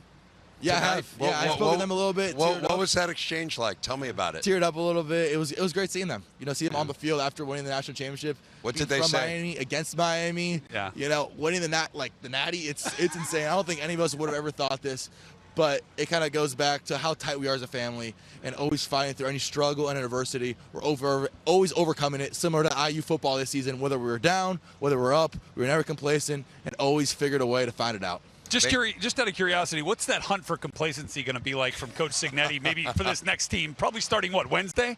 Yeah, I have no idea. Yeah. I have no I'll idea. take things Fernando doesn't need to worry about for 500. That's right. That's it, man. Well, I don't. Yeah, I mean, I do have to know your eligibility. No, see? Okay, all right.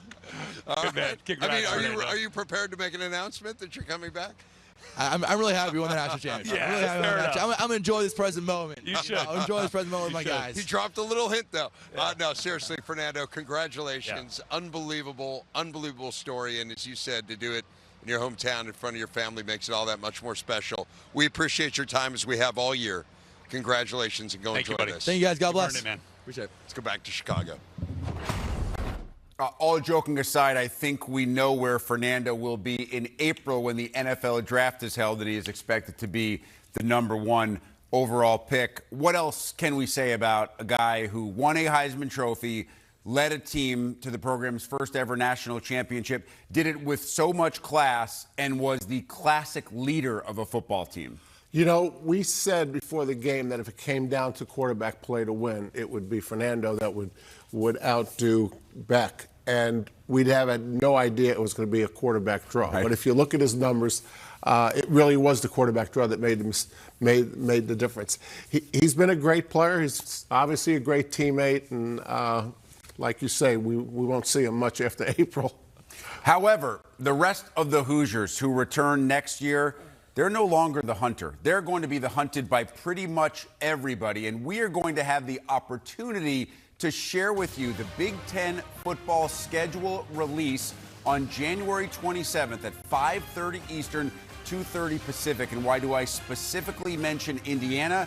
Because we'll give you a little tease as to some of the games that you may see released on that day.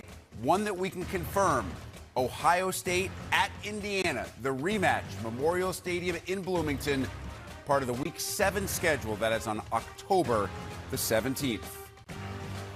And as we wrap up the Big Ten Live post-game show following Indiana's national championship, Jerry, one final opportunity to wax on what has been one of the most incredible and unlikely stories that we will ever follow throughout our careers. Yeah, and again, I think the theme is people. The theme is the people at Indiana wanted football to work. They hired the right guy. The right guy got the right people in the locker room. He got the right people in the staff room, and he won a national championship, something I don't think any of us thought would ever happen. And Curt Cignetti has probably changed the way that college football at the head coaching level will forever be operated, or at least for the near-time future.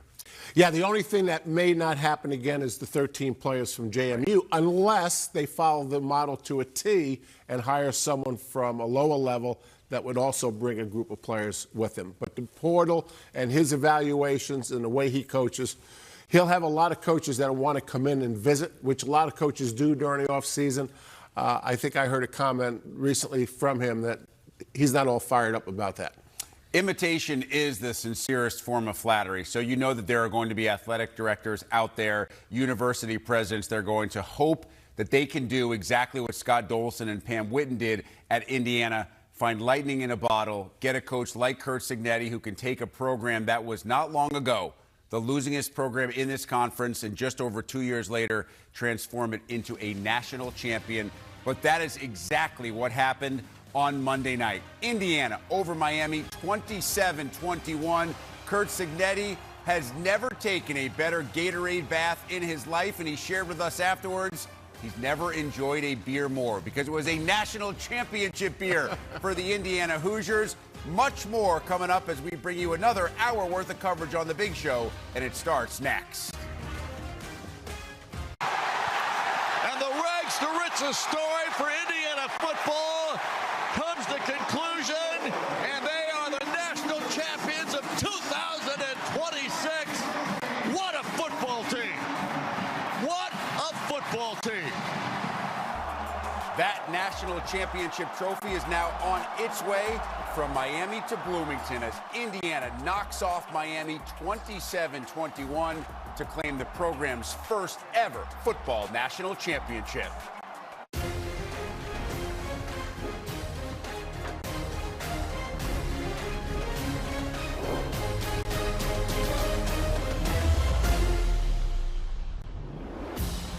From Miami, where the Hoosiers won it all, to Bloomington, where the remainder of Hoosier Nation assembled inside Assembly Hall to watch their team provide a moment very few ever thought possible, very few except for head coach Curt Cignetti.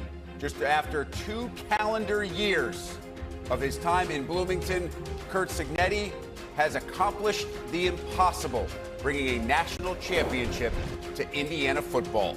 With that, welcome you inside a very special edition of The Big Show. Rick Pizzo joined by Jerry DiNardo.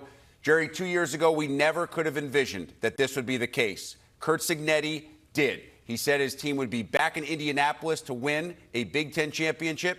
They did that just over a month ago. Now they add national champions to their resume. No doubt. I thought the game would go different. I thought there'd be more explosive plays. I thought it'd be higher scoring. You're talking about 10-3 at half. But at the end of the day, run offense, run defense, and quarterback play, 3 old standards of old-time football, won the day. So many storylines surrounding this matchup. Miami, the last at-large team in the field. This game actually played at the Hurricanes' home stadium and in the hometown of IU quarterback Fernando Mendoza. Don't worry, Hoosier Nation was there, representing Curt Cignetti and his Indiana Hoosiers. First quarter, physicality on display. Miami's Jacoby Thomas comes up and lays a lick with the crown of the helmet on Fernando Mendoza, bloodying the IU quarterback. Curt Cignetti wanted the call. He did not get it. Second quarter, Miami facing 3rd and 2. How about that Indiana front seven in the first half, especially shutting down the Miami run game? Carson Beck, Kane quarterback, visibly frustrated. Ensuing Indiana drive after yet another Miami punt. It's Kalon Black, rumbling 23 yards. All the way down inside the red zone go the Hoosiers. Riley Nowakowski for the 1-yard touchdown to cap off a 14-play drive. At that point, Miami had 14 plays total. And special teams once again in a championship setting coming up huge. Carter Davis from 50. Doink! Off the goalpost. Miami shut out in the first half. Third quarter, still 10-0, and the Canes finally get it going with the run game. Mark Fletcher, quiet in that first half, finds a crease, and Mark Fletcher is off to the races. 57 yards later, it's a 10-7 ball game. Hurricanes right back in it. Curt Cignetti up and down the sidelines, encouraging his team to believe, needing a special play, and they get it on special teams. Mikhail Kamara comes up with the block. Isaiah Jones with the recovery. Second straight game in the CFP, the Hoosiers have blocked a punt. This one goes for a score. It's 17-7 IU. Early fourth quarter, Miami threatening on 3rd and goal. Great play call here by Shannon Dawson. All sorts of window dressing, but the OC just dials up the handoff to Fletcher to cap a 10-play, 81-yard drive. It's 17-14. IU goes for it on 4th and 5. Gutsy call. And how about the catch from Mr. Clutch? It is Charlie Becker as Chuck Beck comes up once again to keep the drive alive. And a few plays later, biggest play call of the game on 4th and 5. Curt Cignetti decides to go for it and actually made this play call the quarterback draw, and it works to perfection thanks to the stick-to-itiveness of Heisman Trophy winner Fernando Mendoza. It's 24-21. but the Hoosiers can't put the game away. Malachi Toney, the fantastic freshman for Miami, scores on the jet sweep from 22 yards out. It's a 3-point game on 3rd and 7. Ensuing Indiana drive, it's Mendoza, Becker, carbon copy, clutch catch, leads to a Nico Radicic field goal. But it's 27-21, so Miami is going to have a chance under a minute left on the clock. Hoosiers on the IU side of the field. Beck picked off by Jamari Sharp to seal it for Indiana. And the Hoosiers have done it. National champions, a perfect 16-0 season, and a seismic change in the belief of what is possible with Indiana football. The Big Ten has now won 3 straight national champs: Michigan, Ohio State, and now Indiana. This is only the first time since 1940 that the Big Ten pulled this off. They did it from 40 to 42. Minnesota won 2 in Ohio State, but this is the first time ever the league has won 3 straight by 3 different teams. Let's take it out to the site of this national championship victory, Miami. Our crew is standing by with instant analysis when they are happily interrupted by the happiest coach in all of college football. Rick, thanks. Indiana started playing football in 1887. For the overwhelming majority of its history, it did not go particularly well. And yet here they are tonight, national champions. Dave Revson, Howard Griffith, Jake Butt, Rhett Lewis. Rhett, I feel like as our resident Hoosier, former Indiana wide receiver, we need to give you the first word on this unbelievable night. Well, there was something in the air tonight, Fernando. That is for sure. Fernando Mendoza's toughness in this game was tested from the start, and he is emblematic of this team's mindset. He is the one that rallies this team when their backs are against the wall, and his touchdown at the end that helped give this final margin was poetic in his hometown. And then another Miami-born player in Jamari Sharp essentially ends the game with the interception at the end. Long time coming, Dave, as you mentioned, but not without the complete alignment of a university that was committed to making football matter. And they figured it out. They hired the right man. He got the right people in place, brought the right players in place, had the blueprint, and the belief of this team has been incredible for the last 2 years, especially this year through 16 weeks. And it's just amazing to see them get to celebrate the fruits of all that labor. Congrats, man. Yeah, that was awesome. That was awesome. I got to imagine it was worth the wait. Over 100 years to get here. It had to have been worth the wait. It was worth at least the 42 years of my existence on this earth, I'll tell you that much. And, you know, we talked a lot about only the 16 wins. I forget how many losses it was during my 5 years, but there was none this year, and that felt pretty good. That's a football team. I mean, that is just a team, and what a treat it was. They were tested today. What a treat it was to see them be tested and see them respond. Little uncharacteristic to end the game. A couple penalties. I mean, all of a sudden you're saying, wait a second, can Miami drive down and win this game? And I told you, I'm like, man, what if we said that it was on the defense to go win the season, on the defense to go close this game out, and they did what they've done all season, close the game out, Howard. It was just a special performance. Obviously remarkable. When you set a goal and you go out and achieve it, most people don't get a chance to do that. And what they've been able to do this year has been nothing but remarkable. The way they've done it, the style in which they've done it with class, and they stuck to what their beliefs were the entire year, no matter what others said about them. They were battle tested. We talked about that coming into this game. They'd gone on the road. They faced adversity. Fernando had been punched in the mouth and watched them bounce back. Outstanding game. Unbelievable story this is. The greatest story in sport. Greatest story ever told.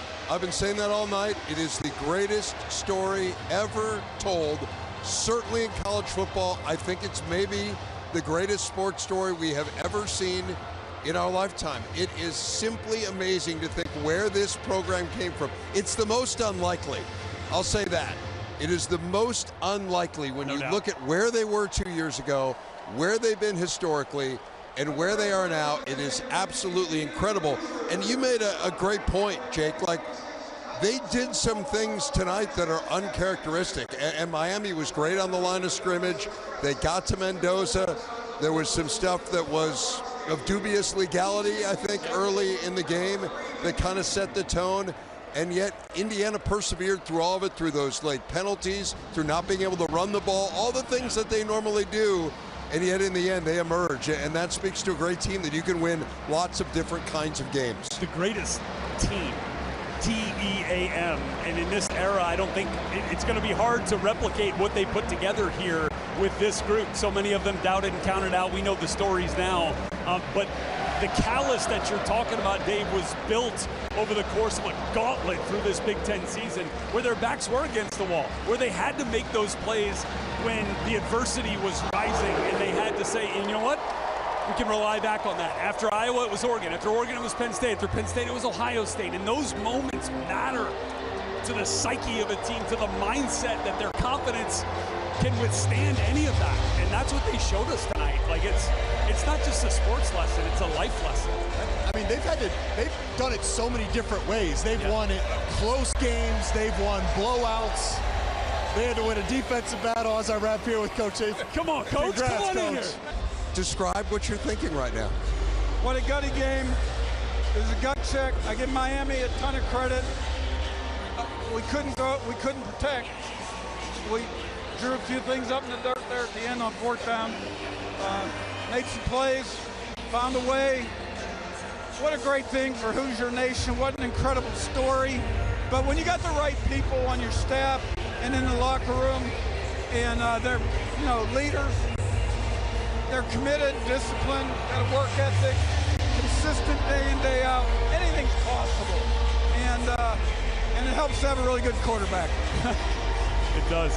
Coach, when you think back about this team now, what's going to stand out to you most about a team that went 16-0 and won a national title and did it by trusting in one another and believing in your blueprint? What stands out to you about the way this group competed this year? Probably their togetherness. And, there's about 8 or 9 leaders at the top. But the whole team, really a close group, very consistent, prepared the right way every game. And it's a real credit to them. I'm so proud of the assistant coaches, the strength staff, everybody. It doesn't happen without a commitment from the president, the AD. We don't have nearly as much NIL money as people think. Trust me. Believe me. You're fixing to get some more. Maybe. Coach, it was a treat to watch your team play, and absolutely for Hoosier Nation. But I think even beyond Hoosier Nation, there's fans of other teams that watch your team with admiration. What's the lesson to take away from a broader perspective of the journey that you guys have been on this year?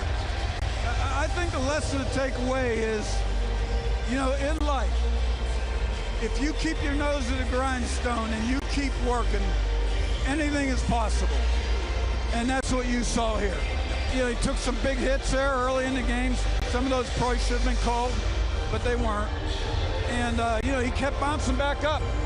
And, when we were kind of stuck in the ditch and couldn't protect, we found a way for him to get the ball out of his hand and have a chance to complete a pass.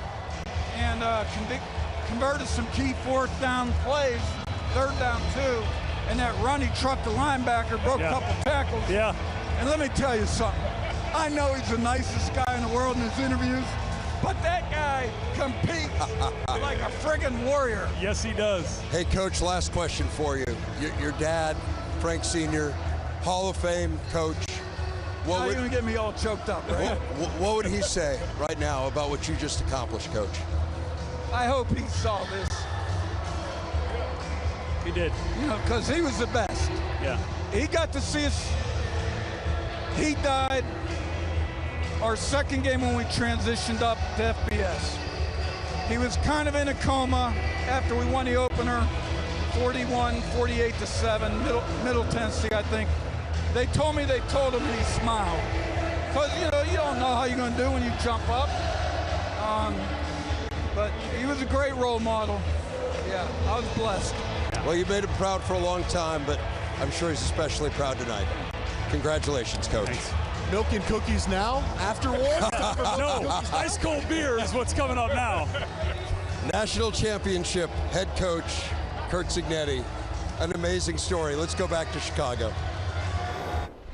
Not just national champions, Dave, but the first ever 16-0 national champion. Only one team in college football history had previously been 16-0, the 1894 Yale Bulldogs, whose schedule was a tad softer than Indiana's 2025-2026 slate. Let's get more reaction now from Hoosiers as we take you back to Hard Rock Stadium. It's hard to put into words, you know. This is something that we all work so hard for, and it's just awesome, you know, to hear that. I mean, you look around, it's still just a sea of crimson, and, you know, to be out here with your boys, you know, it's something I'll remember for the rest of my life. Something I always dreamed of. In my hometown, to come in and win it, it just means the world to me. I know I worked my butt off for it. It's just an emotional moment for me. It's so satisfying. Like, this greatest feeling ever. I wish y'all could feel the feeling I felt when the clock hit zeros and you running out on the field, man. It's like you're 3 years old again and you got no worries, man. It's amazing, really. I just feel a lot of gratitude. I'm thankful for the fans. I mean, the way they showed out across the country, right? Pasadena, Atlanta, here in Miami, it was loud when our defense was on the field. They deserve this. They deserve this. This program deserves it. Scott Dolson, Pam Whitten deserve this. The Hoosiers are here to stay. Tough to put into words. It means everything, man. It's a dream come true. You know, I was a little kid dreaming about this stuff, so for it to be finally realized, to be able to score a touchdown in the game, man, that's something they can't take away. It's just like, it's so much more than football. This team is just so much more than football. We're so close, and I think that was our edge. Is you know, we're a band of brothers. And there was no, you know, cliques or anything with the JMU guys. We all were together, you know, with the Indiana guys from day one. But just special men that got brought on this journey. Guys that just put their head down and worked. And it's just been special. To be able to do something this crazy, like this is something you write a book about, right? You write a movie about. So to do this in real life and do with all these guys that I love, it's just it's amazing. You always say, like, you'll die for your brothers, but, I mean, that kid really will. I can't say enough about him and his ability to just constantly show up, right? Just, like, in the biggest moments, who are you going to be? Like, who are we going to be? Who is Indiana football going to be in the biggest moments? We've proved it. Fantastic to hear from all of those newly minted national champions. Rick Pizzo back with Jerry DiNardo. One of the players we heard from was Charlie Becker, a player who emerged in the second half of the season to become one of Fernando Mendoza's go-to receivers, and a guy, Jerry, who time and time again came up in the most important moments. Right. We keep talking about the best quarterback was going to win the game. Best quarterback has to throw to the best receivers. We have Charlie Becker. He had one fourth down play in the fourth quarter, in the second half rather, and one third down. You're going to look at him here. This is a fabulous catch. It's not a back shoulder. It's just kind of an underthrow where Charlie adjusts. That right there is another really good catch. He has great sight on the ball. He has great body placement when that ball comes his way. He's really a skilled receiver. And like you say, Rick, very little action early in the season, and he came on the second half. And kind of the embodiment of what a lot of this Indiana team is. Guys who were overlooked. He was a guy who was here when Curt Cignetti and this staff came in, and he didn't think that he would be part of this team. Actually entered the transfer portal, decided to stay at Indiana. What a great decision that was. But also give some credit to those other wide receivers, right? Because guys like Elijah Surratt and Omar Cooper, and how much attention they take from opposing defenses, opens up that side of the field for Becker. If you're Miami's secondary, you've got to worry about all three of them, and that makes all three of them better. You also have to worry about the guy throwing the football to all of those receivers, the Heisman Trophy winner, Fernando Mendoza. When we come back, as we continue to celebrate Indiana's national championship, we'll hear from key players like Jamari Sharp, the game-sealing interception, and, of course, Fernando Mendoza as well.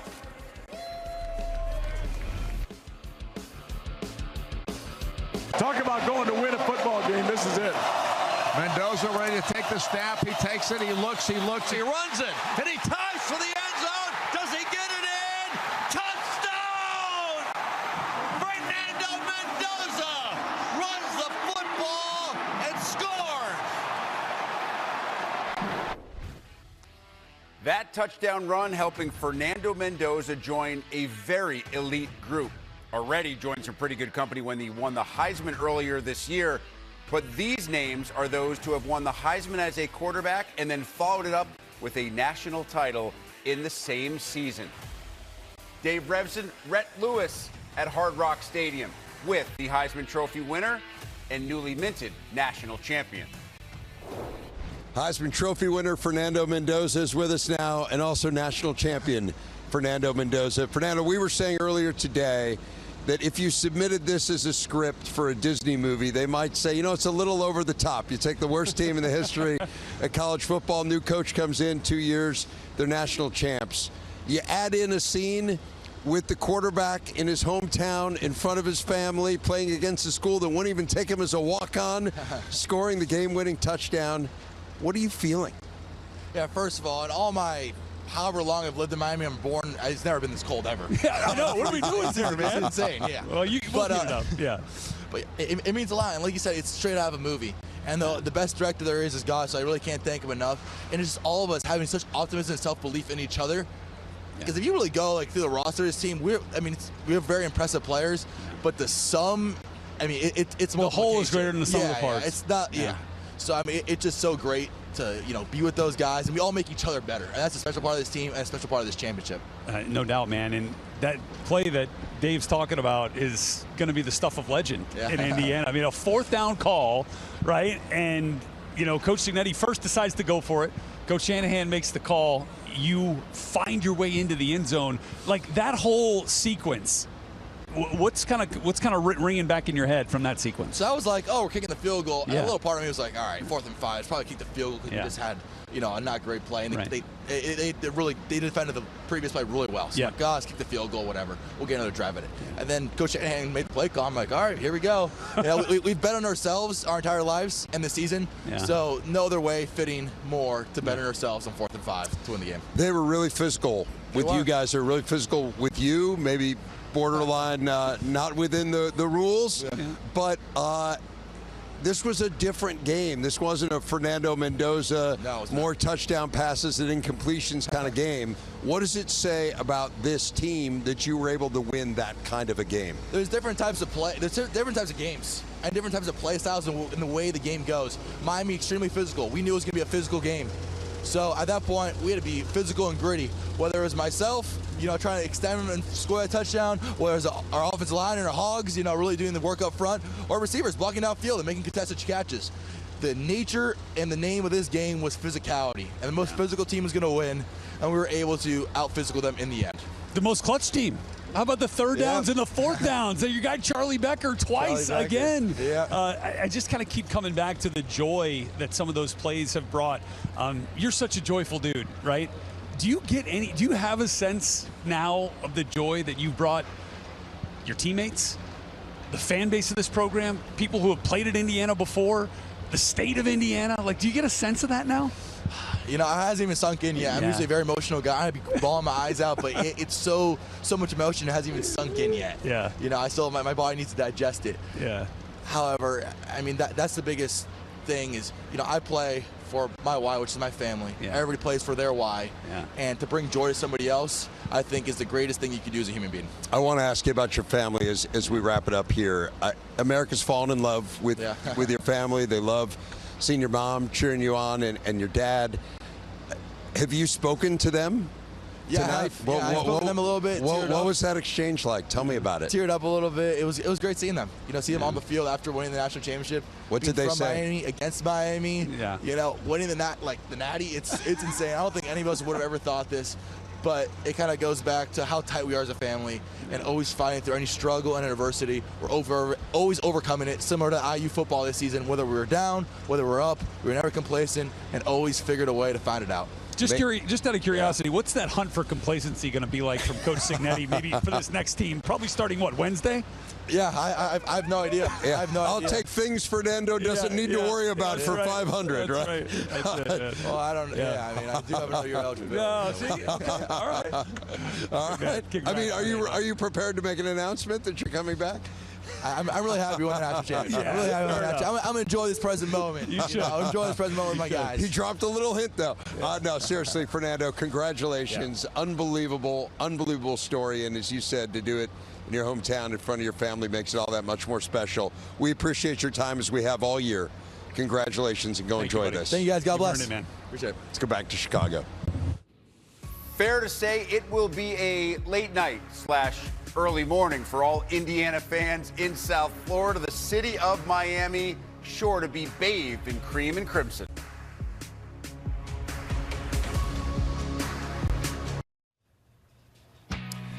Forever, the Indiana Hoosiers of 2025-26 can call themselves national champions. Big Ten Offensive Lineman of the Year, Carter Smith among that group. He's with Ashley Adamson. That was a scary one there. That was a scary one. Carter Smith, congratulations. A confetti moment. What's going through your mind? I'm so proud of this team. Man, we work day and night, week in, week out. I had a little hiccup there at the end, but I am so thankful for this great defense that was able to bail me out and win us the game. I'm so happy. I'm so happy. There's so much that went into this moment being possible. Tell me what was going through your mind when you saw Jamari Sharp come up with that pick. All the weight went off my shoulders. Everything I needed. I was so scared, you know, having that last play there and jumping off sides. It was a scary moment, and I was just hoping and praying that something was going to come through. And I was looking for him when you found me. I'm going to go find Jamari Sharp right after this. I'm going to give him the biggest hug, probably a kiss tonight. We'll see. We'll see. We'll see. Hey, go enjoy it. National champions, 16-0. It sounds pretty good. Thank you. Thank you so much. Jerry, a rare mistake for Carter Smith, but Jamari Sharp bails him out. Sharp's in cover two. Someone crosses your face. You take a man-to-man, undercut the ball. That is living up to what the coaches tell you to do, and it led to the Natty. Here is the man who came up with the game-sealing interception alongside our crew in Miami. Joined now by Miami native Jamari Sharp, who made the play of the game to seal the national championship for Indiana. Jamari, congratulations. Thank you. I can't imagine what you're thinking about right now, but tell us about that final play. Take us through the interception.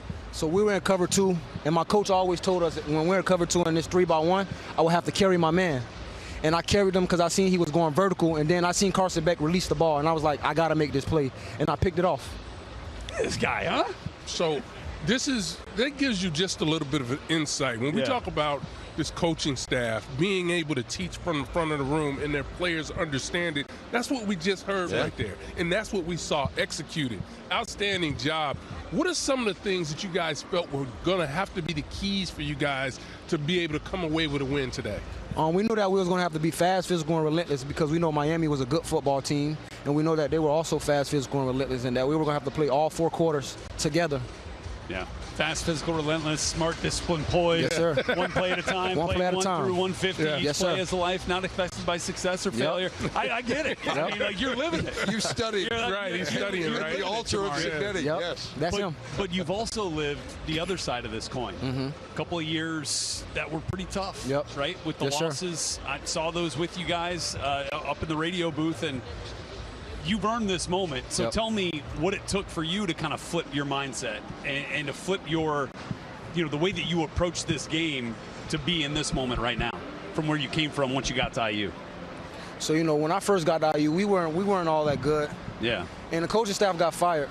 Yeah. And then I guess they decided to bring in new coaching staff, and then we had to get into the mindset that they had, like, we can't lose games. And that was just my mentality tonight, like, back home, can't lose this game because, next game is not promised. Yeah. So, we had to come out here and do our job. What's it been like with you and D'Angelo kind of reuniting these last 2 years after spending time together at Lake Stevens Middle down here near Miami Gardens? You know, it's amazing to play with my brother, you know, from the same city, from the same hometown. You know, it was amazing when I found out he was coming to transfer to play for Indiana. Yeah. When I first got that call and said he was coming over, you know, I was happy to team up with him again. Yeah. And it's an amazing feeling playing with somebody that I know, that I've been knowing for a long time, since my childhood. What have you learned about yourself through this journey and process? You always got to be consistent, and I always got to be confident in yourself. Like when the old coaching staff, I wasn't really confident in myself. You know, this coaching staff, you know, they told me, like, you got to have confidence in yourself. And that's what it was. I just kept my confidence, and I kept being consistent, and I was able to make that play for my team. Did you consider leaving when the new staff came in? Yes, I actually did consider leaving when the new coaching staff came, because, like, I didn't know anyone. Like, they didn't recruit me, so I didn't really know what my future was going to hold up. I didn't know I was going to stay here. But I'm glad I did. I think you made the right call. I made the right call. I'd say so. You made the right call. Yeah. Jamari, congratulations. Thank you. A play that will live forever. Yes, sir. In Hoosier lore. Yes, I mean, it will. you are one of the people when they tell the story of this national championship 50 years from now. Always be in the highlight. That play will be there. Thank Congratulations, Jamari Sharp. Congrats, buddy. On a great win and to do it in your hometown. Appreciate y'all. Just amazing stuff. Thanks for giving us a few minutes of your time. Thank y'all. Rick? Well, guys, the numbers certainly don't tell the story. Miami actually outgained Indiana in terms of total yardage, though. The Hoosiers certainly won the special teams battle, also won the turnover battle, and dominated in time of possession. A big reason why: the hard running of Kaelon Black, 17 carries, 79 yards, and a post-game chat with our crew. National champion Kaelon Black is with us now, 79 rushing yards in the championship game as the Hoosiers are the winners here, and 16-0.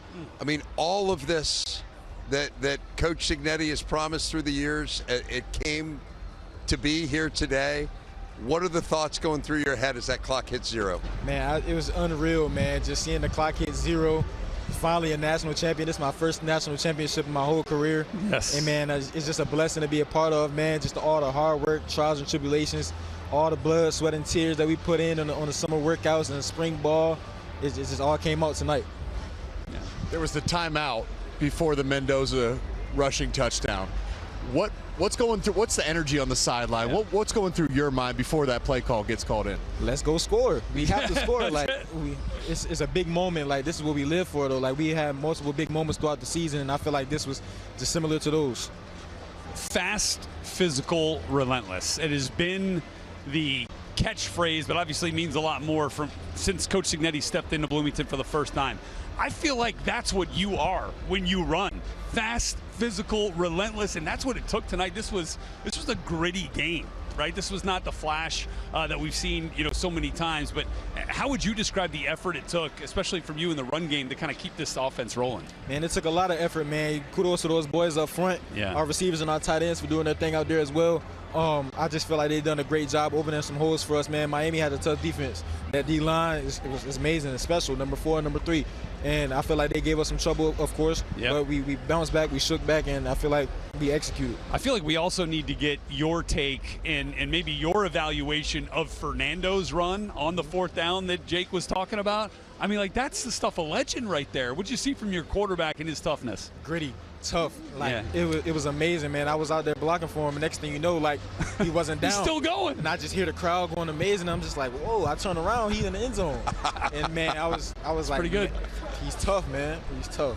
Because they were trying to hit him earlier in the game, too. His mouth was bleeding a little bit. I mean, gosh. Yeah, man, just watching your team, you can see it. There's just something special. I mean, the unity, the togetherness. You guys have a special football team.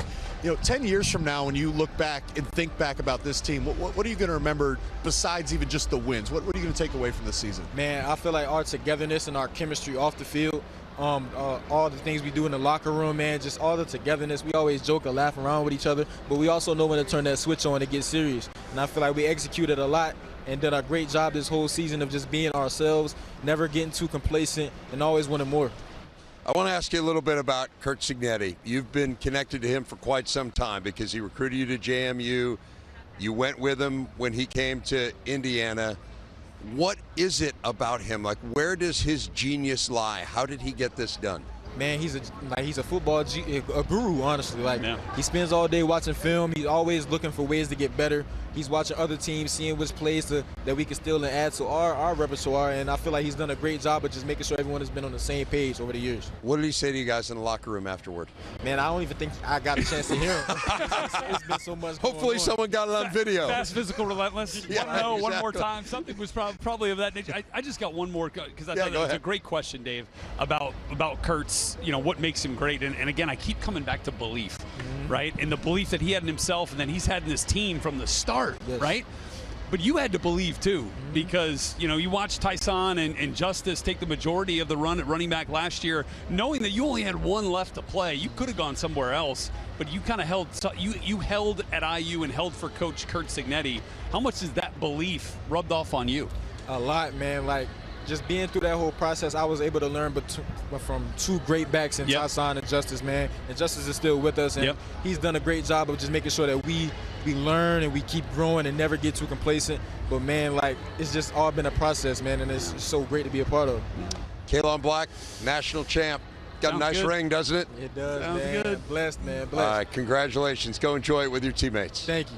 Let's go back to Chicago.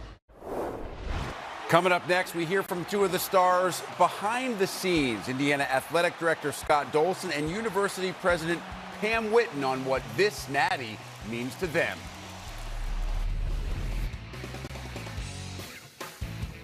Quite that good for Curt Cignetti, and while Sig will get most of the credit, what about the folks who hired him at Indiana? AD Scott Dolson, University President Pam Whitten have been along for all of this ride and talked about why they knew that Curt Cignetti was the guy from day one. I've really realized today that the real secret was Sig was the person that had the one trait that you and I had going into it, and that is he believed. He always believed we were going to get here tonight. It's hard to really put into words just really what's gone on in the last 2 years, but I just think about there's just so many great people. And when great people come together at a great university, I started with President Whitten, Coach Sig, our staff, the coaches. Look at our fans. The support we've had every step of the way from the Big Ten championship game to here. Our fans and the sacrifices they make to support us. I just think of all that. And when you do that, big things like this are possible. I think Scott Dolson is right on. It is hard to put into words. Jerry, how do you try to look at what Indiana and Curt Cignetti have accomplished over the last 2 years and change and make it make sense? Well, it starts with the three people. We just heard from two of them, and then the star of the show, obviously, is Curt Cignetti. Then it's the 13 JMU players. Then it's the two quarterbacks that he recruited out of the portal. And if you look at the future, he's going to continue to make all these type of decisions. So is it sustainable? I don't think there's any question about it. But the way they got there is leadership. And again, it doesn't matter if Curt Cignetti would have taken a job leaving Alabama to some Division I school. He's a great coach. He'd be a great coach in any situation, but his path has certainly been a little unusual. One thing I've heard from some people is, well, now this will allow other universities to go this route and figure it out and go from being a mediocre program to a national championship program. It's not going to be that easy anywhere else. It's not going to be that easy anywhere else, but people will try it. Of course. Because it's a copycat profession. And so they're going to look more now maybe at James Madison coaches and those level coaches to see if this would work the same way. Remember, the one thing that Sig has to do that he hasn't done is those 13 players from JMU. We don't know what percentage of the solution they were. They taught everybody else on the team what he was like and what the team culture was going to be like. So it'll be interesting to see the year 3. For a guy who eats, sleeps, and breathes football, that'll probably be an issue he worries about Wednesday. I'm guessing Tuesday may be the one day out of 365 that he actually enjoys what he and this team have accomplished. We'll take it from Hard Rock Stadium to Bloomington next to look at the official watch party inside Assembly Hall. Back to do the punting is Dylan Joyce. Back around his own 2 to take the snap. And the punt is on. Oh, it's blocked. Oh, Indiana that's huge. blocks it. It is picked up. Touchdown, Indiana.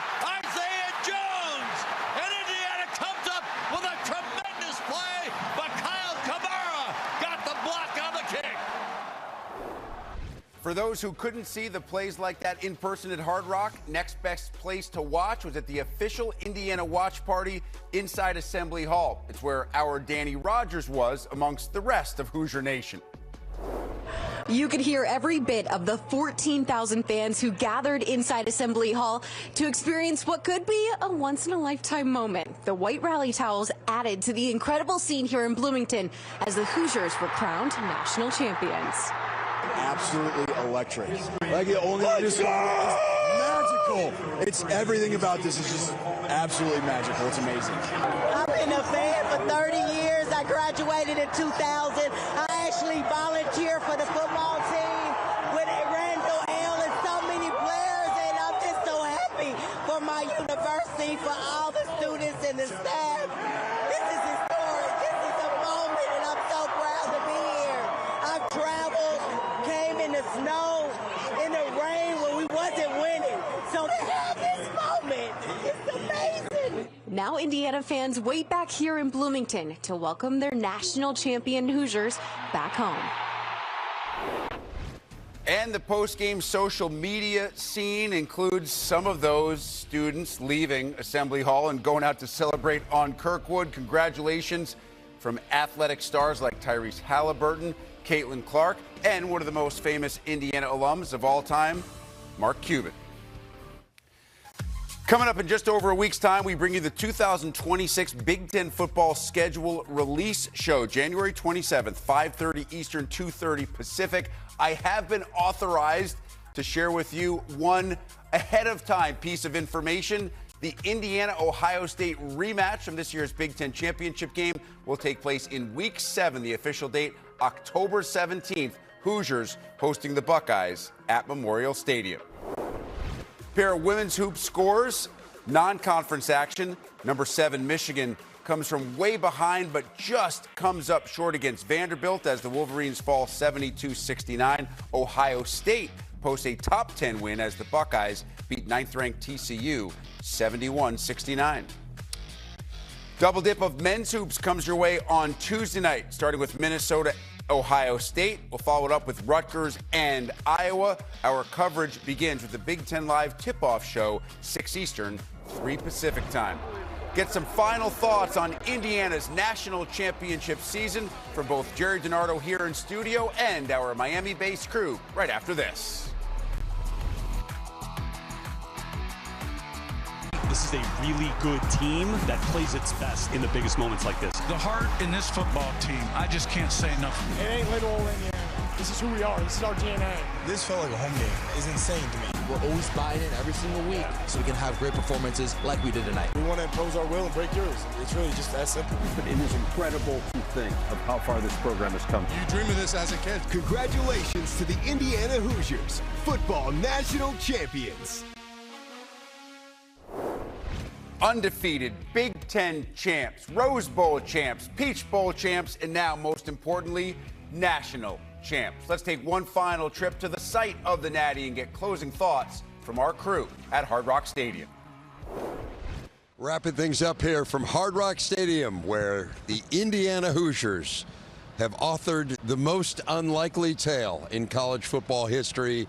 They are the national champions. Dave Revson, Howard Griffith, Jake Butt, Rhett Lewis. Guys, your final thoughts, your takeaways on what we witnessed all season, culminating in tonight. I want to go back to last year, to the game versus Notre Dame that they lost. And Coach Zanetti was walking toward us, and the conversation was about, we've got more. I know what we need. We weren't the best team today, but I know what we need to take that next step. He addressed those needs, and he has delivered, along with his players, a national championship, which is phenomenal to think about. That team, it's like it's emotionally moving to watch them play. I mean, and it has been all season. It is so hard to win any singular football game. To go undefeated in today's environment with the expanded playoff, you could do everything right and you could still lose. And this team, 16-0, 16-0, Red. It's amazing. I think the Hoosier in me is just filled with gratitude, you know, like for Pam Whitten, for Scott Dolson, for figuring out that Curt Cignetti was the guy when so many schools had a chance to pick him off and hire him. Yeah. And they didn't. And just for whatever reason, he wasn't for them. But he was for IU. And that's what he does. He's for these players, for these coaches. I think about that gratitude, man, and surely the gratitude, and it was probably pretty hard at times for these players, but the gratitude that they have now, the fun is in the winning, as it's been said before, and the winning has been done at an unprecedented rate. The last thing I'll say is, if you thought the hunt for complacency it's on again was real this year, you just wait till what that looks like. I don't want to say tomorrow, but Wednesday? Maybe so, huh? It's amazing. I said this earlier today. I'll repeat it. I went to training camp this year, and I thought that they would be so deliriously happy over what had happened last year. Because the rest of the college football world kind of looked at Indiana, and they said, well, that was a fluke. They saw it as a disappointment, and they used it as a rallying cry, what happened in that game against Notre Dame. And they have delivered. You know, we always hear that story about the 72 Dolphins that every year they pop open a bottle of champagne when they know there's not going to be another undefeated Super Bowl champ. Team now. In the great beyond, I don't know if the 1894 Yale Bulldogs get together to have their Yale. champagne. I'm guessing not. Guess what? Guess what? They don't need to worry about it now. Yeah. They've got some company. That's it. The Indiana Hoosiers, 16-0 national champions. Rick? The journey took Indiana from a opening round bye to the Rose Bowl and domination against Alabama to an easy Peach Bowl win against Oregon and then a grinded out national championship victory against Miami. Jerry DiNardo, closing thoughts on what we've seen from Indiana, not just tonight, but over the course of this entire season. Right. You know, great story. We've talked about the college president, the athletic director. The players deserve most of the credit. Remember, there's over 100 players on the roster. I suggest to you less than 50 played today. So it's not just the players that we see play to make this thing work. There's a second team, there's a third team, there's a scout team, there's the developmental team, and that's a lot of players to buy in. If just your players that played would buy in, you wouldn't have a team. So I salute all the players. They're the most important people. And maybe the guys that didn't play tonight are the most important. Hard to believe it was 50 years ago the Indiana basketball team finished off an undefeated season. They are still the last college basketball season to go unbeaten throughout the course of the year. Their football counterparts are now the last football team to do it. Congrats to the national champion Hoosiers.